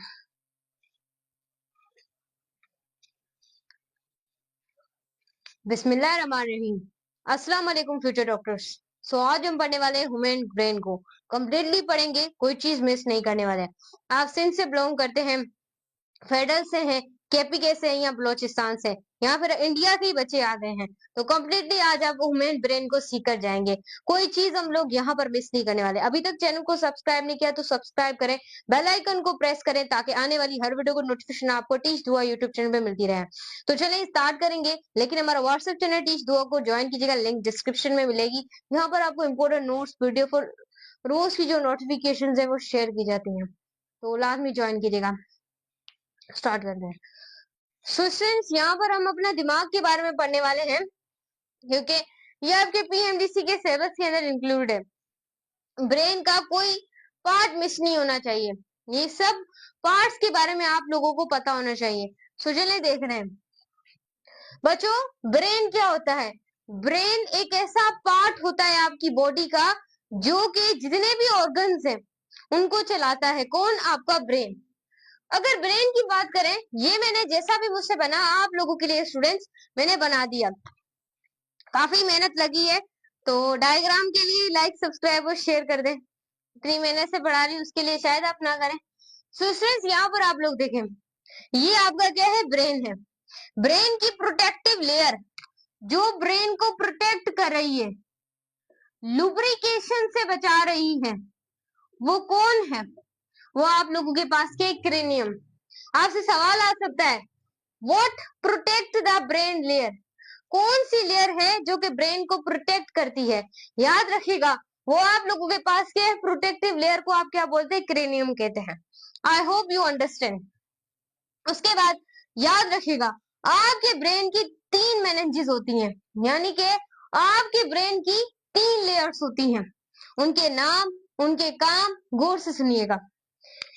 ये जो आप आउटर लेयर देख रहे हैं ब्रेन की, बिल्लू से मैंने हाईलाइट की है, ये गौर से देखिएगा, भूलिएगा मत। आउटर लेयर को आप कहते हैं ड्यूरामेटर। क्या बोलते हैं? ड्यूरामेटर। याद रखिएगा इसमें से यही एमसीक्यूज है, what about the outer layer of the brain. ये जो आप देख रहे हैं मिड में, इसको आप कहते हैं आर्किनोइड मैटर। क्या बोलते हैं मेरे बच्चे? Arachnoid matter. It is the middle layer of the brain, ये चीज आपने याद रखनी है। उसके बाद जो इनर लेयर है ब्रेन की, उसका नाम है पिया मैटर। क्या नाम है? पिया मैटर। ये सारी चीजें याद रखनी है। एक बार और बता रही हूँ, ब्रेन की प्रोटेक्टिव लेयर का नाम क्या है? क्रेनियम। और मजीद की जो ब्रेन है उसकी मजीद 3 लेयर्स है। आउटर लेयर ड्यूरामेटर है, मिडल लेयर आर्किनोइड मैटर है, इनर लेयर क्या है, पिया मैटर है। I hope you understand. Brain के अंदर कुछ कुछ सल्कस भी पाए जाते हैं, ऊपर वाले हिस्से में हमको कुछ सल्कस भी पाए जाते हैं, और ये जो आपको राउंड राउंड दिख रहे हैं ये क्या है, फिस्चर्स है। ये भी चीज आपने याद रखनी है। आपके ब्रेन के अंदर एक फ्लूइड पाया जाता है, आपके ब्रेन के अंदर एक फ्लूइड पाया जाता है, जिस फ्लूइड को आप कहते हैं सेरिब्रो स्पाइनल। याद रखिएगा, फ्लूइड आप लोग उसे कहते हैं। सही में बच्चे, किसी भी चीज को मिस नहीं करना। I am strictly talking for my all बच्चा। सो ये वाली चीज आपने क्या करनी है, याद रखनी है। उसके बाद हम डिटेल में आ रहे हैं। आपका जो ह्यूमन ब्रेन है उसके मजीद 3 पार्ट है। आपका दिमाग जो है उसको हमने मजीद 3 पार्ट में डिवाइड किया है। एक है फोर ब्रेन, एक है मिड ब्रेन, एक है हाइंड ब्रेन। सही। Fore brain it is the largest part of the brain, is the midst part of the brain that function is that is middle present. ये फोर ब्रेन और hind brain को connect भी करता है और mid में present होता है। इसकी फंक्शन ये है कि ये विजन में मदद देता है, मिड ब्रेन हेयरिंग में मदद देता है, रिफ्लेक्स एक्शन में मदद देता है, आईज की मूवमेंट, प्यूपिल जो है ये ब्लैक ब्लैक आपको दिख रहा है, इसकी मूवमेंट में भी कौन हेल्प देता है, आपका मिड ब्रेन। काफी टीचर बोलते हैं जो मिड में प्रेजेंट होता है वो मिड ब्रेन है, लेकिन भाई इसका फंक्शन आ जाए फिर आप स्टूडेंट्स को क्या बोलेंगे। सो आईज की मूवमेंट में, प्यूपिल की मूवमेंट में भी ये क्या देता है, मदद देता है। उसके बाद ये मोटर कंट्रोल में भी मदद देता है आपका मिड ब्रेन। अब बच्चों फोर ब्रेन के मजीद 3 पार्ट है। एक है आप लोगों के पास cerebrum, thalamus and limbic system. सही। उसके बाद याद रखिएगा हाइंड ब्रेन के 3 पार्ट्स है, मेडुला ऑब्लिंगेटा, पोन्स एंड क्या है, सेरिब्रम। ऊपर ऊपर से आपको रिव्यू मेरे ख्याल से हो चुका है। अब बच्चों एक एक पार्ट की तरफ हम आएंगे और डिटेल में आप लोगों को हम लोग समझाएंगे। सो इसलिए यहाँ पर देखिएगा, पहला हम स्टार्ट करते हैं फोर ब्रेन से, क्योंकि ये हमारे ब्रेन का लार्जेस्ट पार्ट है और हम इसको डिटेल में पढ़ेंगे। फोर ब्रेन क्या है, लार्जेस्ट पार्ट है आपके ब्रेन का, एमसीक्यूज आ सकता है। उसके बाद सेरिब्रम, सेरिब्रम में 2 सेरिब्रल हेमिस्फीयर होती है। कैसे, याद रखिएगा हर बच्चा बोलता है कि राइट हेमिस्फीयर ही कंट्रोल करती है right side of the brain. नहीं, right hemisphere is control the left side and left hemisphere is control the right side. ये चीज आपने याद रखनी है। उसके बाद है ब्रेन की 4 लोब्स होती हैं। इसके फंक्शन आप कमेंट सेक्शन में लिख दें, ये हर किसी को आती होंगी। एक है फ्रंटल लोब, एक है पेरिएटल लोब, या मैं आपको पढ़ा दूंगी, इतना तो आप करें स्टूडेंट। थर्ड आप लोगों के पास है टेम्पोरल लोब, और फोर्थ आप लोगों के पास है ओसीपिटल लोब, ओसीपिटल लोब। समझिए ये लोब्स प्रेजेंट होती हैं। उसके बाद सेरिब्रम के 3 एरियाज प्रेजेंट होते हैं। इसको हम डिटेल से देख रहे हैं, जरा आपको बोर्ड क्लियर नजर आ रहा है, सही देखो नीचे वाले पार्ट्स सही सही नजर आ रहे हैं। उसके बाद स्टूडेंट्स याद रखिएगा इसमें 3 एरियाज होते हैं सेरिब्रम में, एक एसोसिएशन एरिया, एक सेंसरी एरिया, एक मोटर एरिया। एसोसिएशन जो एरिया होता है जो कि सेरिब्रम में प्रेजेंट होता है, वो एनालाइज करता है इनकमिंग इंफॉर्मेशन को, यानी जो आपको पता नहीं है ये पहले ही समझ आता है कि आगे क्या होने वाला है।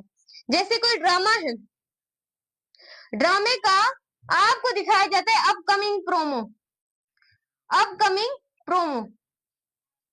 अभी ड्रामे में क्या होने वाला है थोड़ा सा बताया जाता है, इसको पहले ही पता है आगे क्या होने वाला है। इनकमिंग इंफॉर्मेशन आपको एमसीक्यूज आ सकता है कि इनकमिंग इंफॉर्मेशन को कौन एनालाइज करता है, association part of the cerebrum. उसके बाद है sensory area, sensory area receive करता है जितनी भी सेंसरी इंफॉर्मेशन है, मैंने आपको सेंसरी नर्व पढ़ा दिया है। उसके बाद है मोटर एरिया, कंट्रोल करता है मूवमेंट, यानी आप टाइपिंग कर रहे हैं तो उस हिसाब से आप लोग मूवमेंट करेंगे। आप खेल कूद रहे हैं, भाग रहे हैं, पकड़ रहे हैं, ऐसे जा रहे हैं, ऐसे आएंगे। सो ये सारा कंट्रोल करता है आपका मोटर एरिया, जो कि 3 एरियाज में से एक है। उसके बाद स्टूडेंट्स यहाँ से आपका सेरिब्रम खत्म होता है। अब हम आते हैं थैलेमस की तरफ। थैलेमस कंट्रोल करता है ये भी सेंसरी इंफॉर्मेशन को, और ये भी सेंसरी इंफॉर्मेशन को ये रिसीव करता है, ये कंट्रोल करता है। अब ब्रेन के अंदर थैलेमस यहाँ पर मौजूद है। ये जो हिस्सा देख रहे हैं दिस इज योर थैलेमस, और ये छोटा सा जो हिस्सा देख रहे हैं जो कि मिड में प्रेजेंट है, फोर ब्रेन और हाइंड ब्रेन के मिड में प्रेजेंट है। ये आप लोगों के पास क्या है, मिड ब्रेन है। Mid brain is control of vision, आपको दिखाता है, आप सुनने में मदद देता है, कब कब सुनना है। आप रिफ्लेक्स एक्शन, अचानक से आपका हाथ किसी हॉट ऑब्जेक्ट पे लग जाता है। उसके बाद स्टूडेंट्स याद रखिएगा, बहुत ज्यादा इंपॉर्टेंट है, आपकी आई में मूवमेंट में, प्यूपल की मूवमेंट में ये बहुत बड़ा काम अदा करता है। उसके बाद है ये मोटर कंट्रोल के अंदर भी बहुत बड़ा काम अदा करता है। उसके बाद हम पढ़ेंगे लिम्फिक सिस्टम को। लिम्फिक सिस्टम में एमेजिडेला, हिप्पोकैम्पस और हाइपोथैलेमस आ जाता है। एमेजिडेला फीलिंग कंट्रोल, अब ये हमारी फीलिंग्स को कंट्रोल करता है। देखो फीलिंग कैसे, अब मेरी जो है, मैंने पूरी जो है बदीन में मैंने टॉप किया एमडी गेट के अंदर, तो आइए मैं क्या कहलाऊंगी, आइए मैं टॉपर, मैं टॉपर कहलाऊंगी। या आपने मुझसे पढ़कर बदीन या फिर हैदराबाद केपीके में टॉप किया तो आप क्या कहलाएंगे, you are a MDCAT topper. और इंडिया वाले you are a NEET topper, और नीट का टॉपर और एमडी गेट का टॉपर बनना ना बहुत बड़ी बात होती है, बहुत बड़ी बात होती है। सो ये वाली चीज आपने क्या करनी है, याद रखनी है। सो अगर हमने टॉप कर लिया, हमारी खुशी वाली फीलिंग होगी, हमारे सामने हमारी पसंदीदा बिरयानी आ गई, हमें वैसी फीलिंग होगी, हमारे सामने हमारी पसंदीदा कपड़े आ गए, हमें वैसी फीलिंग, हमारे सामने पसंदीदा हमारी पहुंच हो गई, ये खुशी वाली फीलिंग है। यहाँ कहीं ऐसा हो जाए, बैड फीलिंग भी हमारी आती है, या कोई दुनिया से बाय बाय कर जाए। सेकेंड नंबर पे स्टूडेंट बहुत बुरी फीलिंग होती है, अपना चला जाए तो बहुत दुख होता है। लेकिन आपने सुना ही है ना, कुल्लू नफ्सु जायकातुल मौत, हर नफ्स ने मौत का जायका चखना है। अल्लाह ताला ने बोला है कि जिस इंसान ने दुनिया में सांस ली है वो वापस भी जाएगा, और एक दिन क्यामत की रोज पर हम उन सब इंसानों को उठाएंगे और उनसे हिसाब लिया जाएगा। नेक्स्ट हमारे पास है, हाँ कुछ बैड फीलिंग होती है, हमारा रिजल्ट अच्छा नहीं आया तो ये हमारी बैड फीलिंग है, हम जो चाहते थे वो घर में पका नहीं, this is a bad feeling. बहुत बैड फीलिंग्स होती हैं, आगे हम बात नहीं कर रहे क्योंकि किसी किसी को बुरा ना लग जाए। तो हैप्पी वाली फीलिंग और बैड वाली फीलिंग कौन कंट्रोल करता है, अमेजिडेला कंट्रोल करता है। उसके बाद है हिप्पोकैम्पस, बच्चों आपकी मेमोरी को कंट्रोल करता है ये हिप्पोकैम्पस। सवाल आता है टेस्ट के अंदर, ये बच्चों याद रखिएगा, आपको जो बात हमेशा याद रहनी होती है, किसी कोई जो था, मैं एक बार रिजल्ट में मैंने सेकंड पोजीशन ले ली, एग्जाम्पल की बात है, मेरा वो जो दोस्त था वो मुझ पे हंसा, मुझ पे हंसा, अगली बार जब मैं टॉप करूंगी, अगली बार जब मैं टॉप करूंगी मुझे वो बात नहीं भूलेगी। जब कोई हंसता है नाकामी पर तो जिस इंसान पर गुजरती है उसको पता होता है जो वो चीज चाहता है। फॉर एग्जाम्पल किसी की एमडी गेट में सिलेक्शन नहीं होती, कोई लोग उस पर हंसते हैं, तो जो फीलिंग होती है ना, एक इंसान रो कर उड़ता है, वो ही फीलिंग उसकी कामयाबी की होती है। मैं ना चाहूं तुम्हें कि तुम हारो, मैं ना चाहूं तुम्हें कि तुम हारो, मेरी नजरों के आगे तुम हमेशा कामयाब होते रहो। स्टूडेंट्स याद रखिएगा, अगर कोई रिजल्ट नहीं आता, थोड़ी मार्क्स से कम होती है तो दूसरी फील्ड है, आप लोग मत सोचिएगा कि हम वो ऊपर है हम नीचे, सब बराबर है। अल्लाह ताला ने बोला है सब बराबर, क्या पता उस फील्ड में कुछ ना हो, तुम जो दूसरी फील्ड अपनाओ वो सबसे बेहतर हो। याद रखिएगा, डरना नहीं तुम्हें लड़ना है, समझ आई बात। तो याद रखिएगा बच्चों, याद रखिएगा, वो जो मेमोरी होती है जो उस वक्त हंसा होता है, हमेशा याद रखा है, हमेशा याद रखना, कॉपी पे लिख लेना। वो ही बंदे एक दिन तुम्हारे ऑफिस में आएंगे और तुम्हें कहेंगे ये मेरा दोस्त था, ये मेरा दोस्त है। कल क्या वही हंस रहे थे, बोलेगा ये मेरा दोस्त है, तब तुम दरवाजा बंद करके बोलना, उसको तुम्हें जानता ही नहीं है। जैसे उस वक्त उसने तुम्हें बोला था, डरना नहीं है। हर वक्त जिंदगी का कोई ऐसा लम्हा ना हो जिसमें तुमने मेहनत ना की हो। जिंदगी का कोई लम्हा ना हो जिसमें तुमने मेहनत ना की हो। हर वक्त अगर तुमने अपनी सक्सेस को लेना है तो तुम्हें हर मिनट मेहनत करनी पड़ेगी। हम रुकेंगे नहीं, हम हमेशा मेहनत करते रहेंगे। हमें कोई रोक ही नहीं सकता जब तक हमारी मौत ना आए। सो इस तरीके से ऐसा बनना चाहिए। वेला पड़ा इंसान कुछ भी नहीं कर सकता। कामयाब इंसान कभी बैठता ही नहीं है, जिसने अपनी जर्नी को एंजॉय। वो सुनी है ना तुमने बात कि 7 पुश्तें बैठकर खाती हैं। एक इंसान खानदान में मेहनत करने वाला हो, एक इंसान सिर्फ सारी जनरेशन को वो खिला सकता है। और जब उसके नाम से उसकी जनरेशन को पहचाना जाए, क्या ही बात है। स्टूडेंट ऐसे बने आप। आगे चलें। ये मैंने जो बातें बोली हैं ये आपकी किस्मत बदल सकती हैं अगर आप इन पे फोकस करेंगे तो। हाइपोथैलेमस, हाइपोथैलेमस जो है ये हंगर, सोना कब है, उठना कब है, पढ़ना कब है, खेलना कब है। जब तुम्हें किताबों से डर लगने लग जाए, जब तुम्हें किताबों से डर लगने लग जाए तो तुमने क्या करना है, एक बार याद रखिएगा वो जो तुम्हारा बाबा था जिसने उंगली पकड़कर तुम्हें स्कूल छोड़ के आया था, तुम्हारा बाबा उंगली पकड़ के, एक दिन तुम इतने कामयाब हो जाओ, इतने कामयाब हो जाओ कि अपनी चेयर पर अपने बाबा को बिठाओ। बेटी या बेटे की कामयाबी माँ बाप जीते हुए ना देख पाए तो वो काहे का बेटा काहे की बेटी, ये चीज याद रखिएगा। तो अभी से मेहनत करना शुरू कर दे, अभी से। वो जो नंबर प्लेट आगे तुम्हारे नाम की लगी होगी ना, तुम्हारा नाम होगा लेकिन तुम्हारा बाबू उसका सबसे बड़ा हकदार होगा। उसके बाद हमारे पास है वाटर बैलेंस, इसको कंट्रोल करता है। गर्ल्स में जो हर मंथली मेंसेस की साइकिल चलती है, मेंस्ट्रुअल साइकिल चलती है, इसमें कोई घबराने की बात नहीं है, घबराने की बात है ही नहीं। गर्ल्स सुन रही है, बॉय सुन रहे हैं, आई होप अब आपको और ज्यादा विजिबल हो। स्टूडेंट्स, तो वो चलती रहती है, मंथली फीमेल को ये होती है। क्योंकि बच्चों याद रखिएगा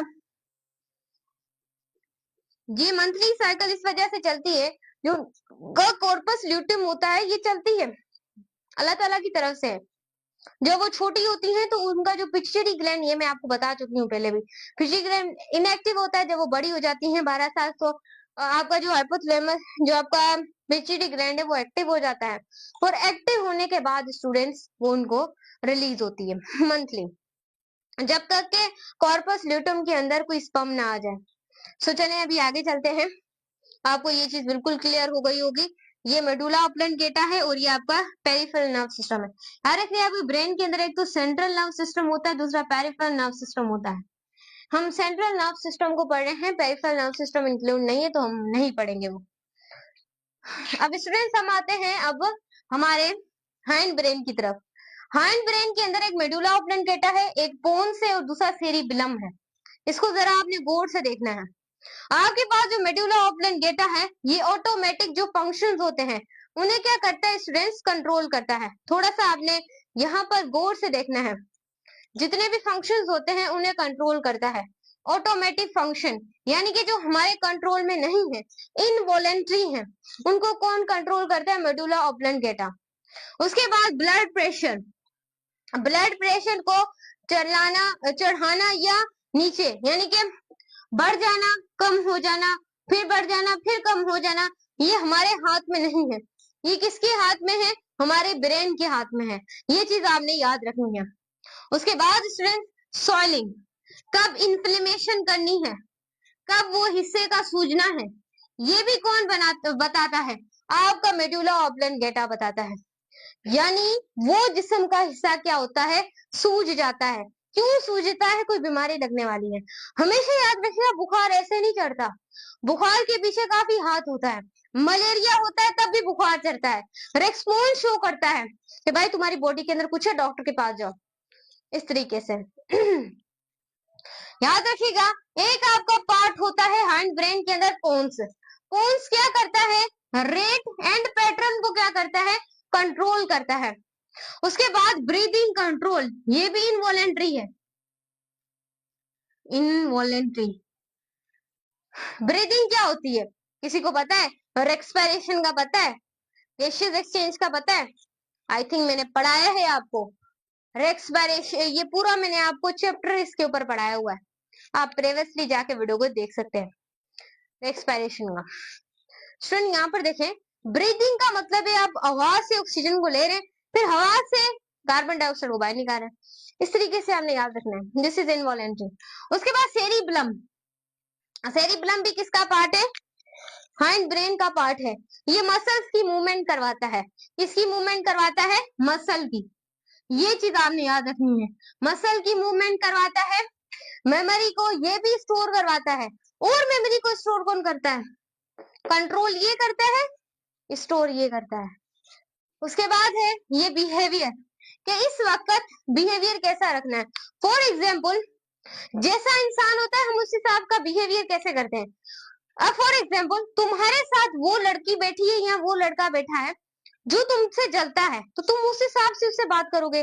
जो तुमसे अच्छा रहता है तुम उस तरीके का बिहेवियर इख्तियार करते हो। जो तुम्हारे साथ बुरा करता है तुम उसके साथ बुरे वाला बिहेवियर करते हो। तो ये कौन करवाता है? What about ma'am, you said it, कि ये भी आपको कौन कराता है? सेरिब्लम करवाता है। किस वक्त मैंने अपने हाथों में देखे मार्कर पकड़ा हुआ है, किस वक्त मैं ये मार्कर को छोड़कर चली जाऊंगी।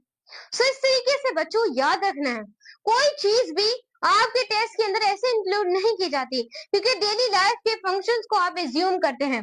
बायोलॉजी के अंदर डॉक्टर क्या करते हैं? एज्यूम करते हैं। ओके, उन्होंने सारी चीजें तो पढ़ी होती हैं, फर्स्ट ईयर इंटर में ही पढ़ लेते हैं डिटेल में। अब तो मैंने बुक्स देखी है, 6 के अंदर भी छोटी छोटी बातें इंक्लूडेड हैं। अब देखो मेरे बच्चे, मैं एक बार रिपीट करूंगी, साथ साथ एमसीक्यूज भी बताऊंगी। Frontal lobe, parietal lobe, temporal lobe और ओसिपिटल लोब, ये चारों के फंक्शन आप लोगों ने पढ़ने हैं। और एक एक बच्चे ने करके, कोई बच्चा फ्रंटल लोब के बारे में बताएगा, कमेंट सेक्शन में कोई पेरिएटल के बारे में बताएगा, कोई अगर मैं बता दूंगी तो आप दोबारा इसके ऊपर, क्योंकि इनके ऊपर एक्स्ट्रा स्टडी करनी चाहिए। जिन भी बच्चों को कोई भी पॉइंट मिले एक्स्ट्रा पढ़ने के बाद, जो कि आम होता है वो नहीं, कमेंट में लिखिएगा और इनको एक्स्ट्रा पढ़िएगा। इस वजह से मैं जितना भी बता दूं कोई चीजें इनके बारे में, फिर भी एक्स्ट्रा पता होनी चाहिए आपको, इसके बारे में आप मुझे बताइएगा। सही, बाकी पार्ट जो मुझे बताने चाहिए थे वो मैंने बता दिए। इसके आप ऊपर लॉब्स के ऊपर आपको डिटेल स्टडी करनी पड़ेगी। इसमें से सवाल हर साल 3 लॉब के एमसीक्यूज तो आते हैं, आगे आप समझ सकते हैं। अब बच्चों ब्रेन की सबसे, क्योंकि 81 एमसीक्यूज ऐसे ही नहीं आ जाएंगे, सबके अंदर से आएंगे। अब प्रोटेक्टिव लेयर याद रखिएगा, ब्रेन की क्रेनियम है, ब्रेन की 3 मेनिंजेस है, याद रखिएगा। आर्किनोइड मैटर भी है, ड्यूरा मैटर है, उसके बाद नेक्स्ट हमारे पास क्या है? पिया मैटर है। सो ये सारे याद रखिएगा, कौन आउटर है, कौन मिडल है और कौन इनर है। ये सारी चीजें स्टूडेंट्स आप लोगों ने क्या करनी है? याद रखनी है। उसके बाद याद रखिएगा, आपके ब्रेन के अंदर जो फ्लूइड पाया जाता है जिसका नाम है सेरिब्रोस्पाइनल फ्लूइड, इसे भी याद रखिएगा। उसके बाद ये जो है आप लोगों को दिख रहे हैं, ये ब्रेन के क्या है? फिस्चर्स मौजूद है। और याद रखिएगा थैलेमस कंट्रोल करती है सेंसरी इंफॉर्मेशन को, इसके भी आप लोगों ने अच्छे तरीके से स्टडी करें।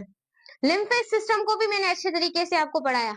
ये है सेरिब्रम का टाइप, सेरिब्रम यहाँ है, ये 4 ब्रेन के टाइप है, सेरिब्रम, थैलेमस और लिम्फेटिक सिस्टम। थैलेमस के अंदर, सेरिब्रम के अंदर याद रखिएगा 2 सेरिब्रल हेमिस्फीयर, राइट कंट्रोल करती है लेफ्ट को, लेफ्ट कंट्रोल करती है राइट को। उसके बाद 4 लोब्स प्रेजेंट होती हैं, ये मैंने लिख दी है। उसके बाद 3 एरियाज होते हैं, एसोसिएशन जो इनकमिंग इंफॉर्मेशन को एनालाइज करता है, याद रखिएगा।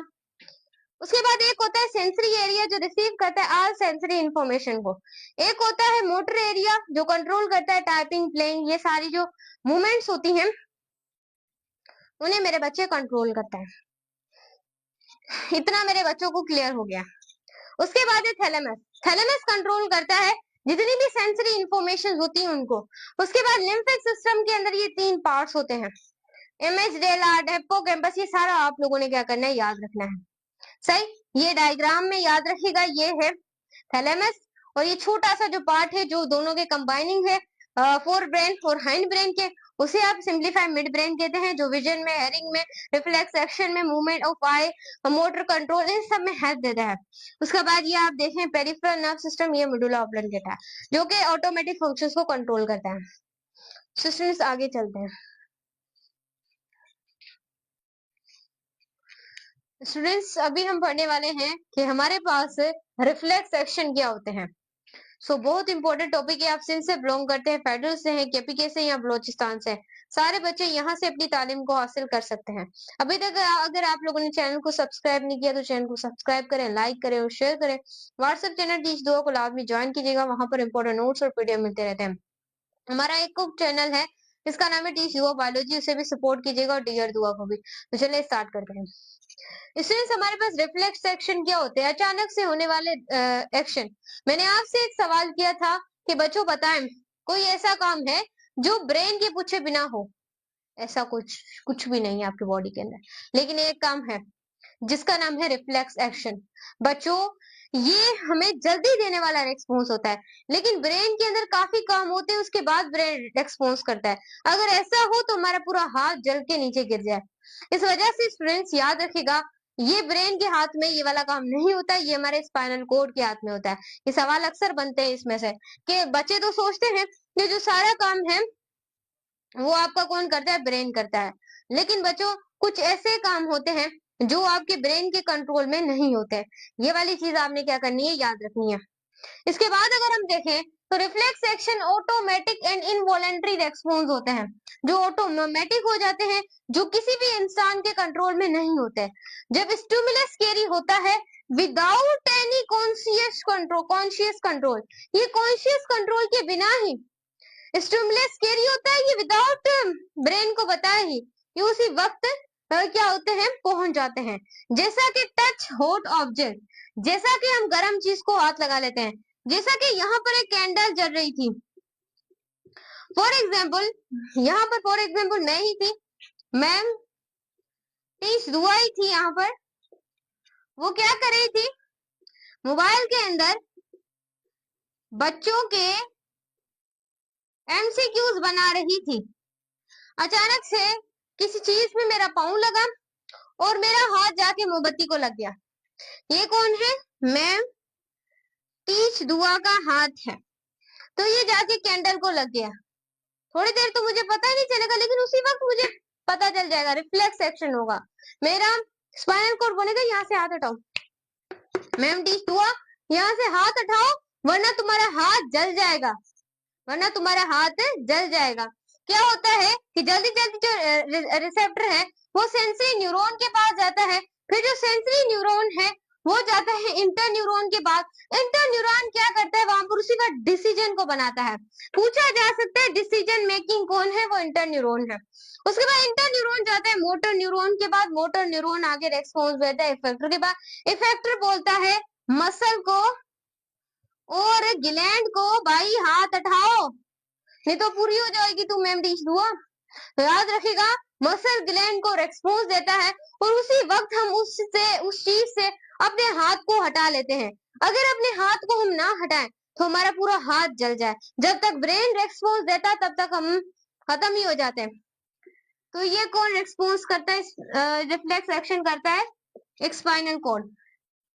क्लियर हो गया होगा आपको। उसके बाद है रिफ्लेक्स आर्क। रिफ्लेक्स आर्क एक न्यूट्रल पाथवे होता है रिफ्लेक्स एक्शन ऑकर। एक न्यूट्रल पाथवे होता है जहां पर क्या होता है आपका रिफ्लेक्स एक्शन क्या होता है? अकर होता है। सही, ये चीज भी इसमें भी ऐसा ही होता है कि जो रिसेप्टर है वो अपने रेस्पॉन्स लेकर जाता है सेंसरी न्यूरॉन तक, फिर सेंसरी न्यूरॉन आगे अपना लेकर जाते हैं इंटर न्यूरॉन पर। इंटर न्यूरॉन वहां पर उसी वक्त क्या बनाता है? डिसीजन बनाता है कि अब को क्या करना है आगे। फिर वो देता है मोटर न्यूरॉन को, मोटर न्यूरॉन आगे देता है इफेक्टर को, और फिर जो इफेक्टर है वो आगे क्या शो करता है? आपका रेस्पॉन्स शो करता है। ये वाली चीज आपने क्या करनी है? याद रखनी है। ये बहुत इंपॉर्टेंट है, ये आपके टेस्ट के अंदर स्टूडेंट्स आ सकती है।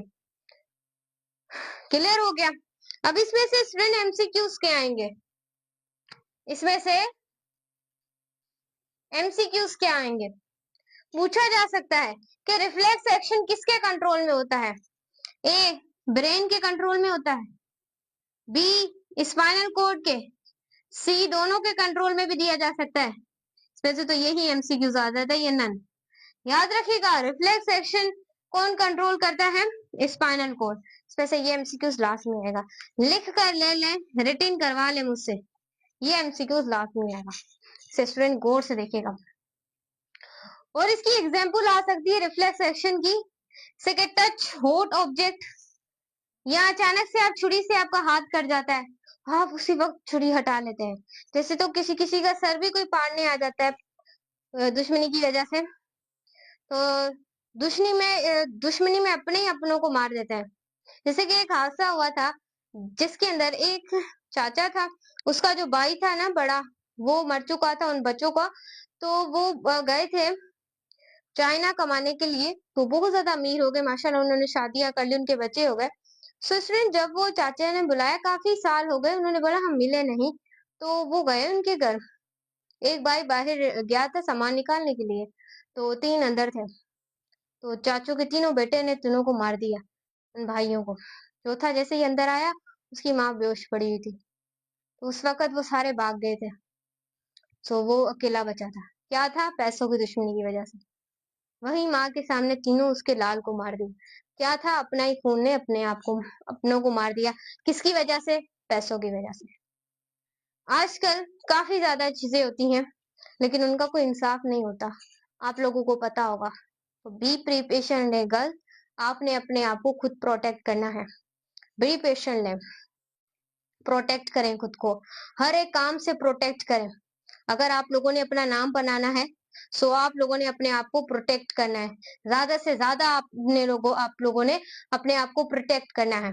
आयतुल कुर्सी पढ़ते रहना है, अपने ऊपर 4 कुल लाजमी पढ़ने हैं। सो अपने आप को प्रोटेक्ट करती रहें आप लोग, अगर आप आगे बढ़ना चाहती हैं। क्लियर है माय गर्ल्स? बॉयज तो माशाल्लाह पढ़ ही लेंगे, ये सिर्फ आप लोगों के लिए ही था, क्योंकि स्टूडेंट्स आप लोगों को पता है कि अब हमारी एमडी गेट की जर्नी कंप्लीट हो गई है। हमने आप लोगों के लिए 16 चैप्टर कंप्लीट कर दिए हैं। सो गर्ल्स भी होंगी, बॉयज भी होंगे, best of luck my MDCAT expertise, इससे बाहर आपकी कोई चीज नहीं आएगी। सो ये थी मेरी आप लोगों के साथ बहुत अच्छी यादें, बहुत अच्छी जर्नी रही मेरी आप लोगों के साथ।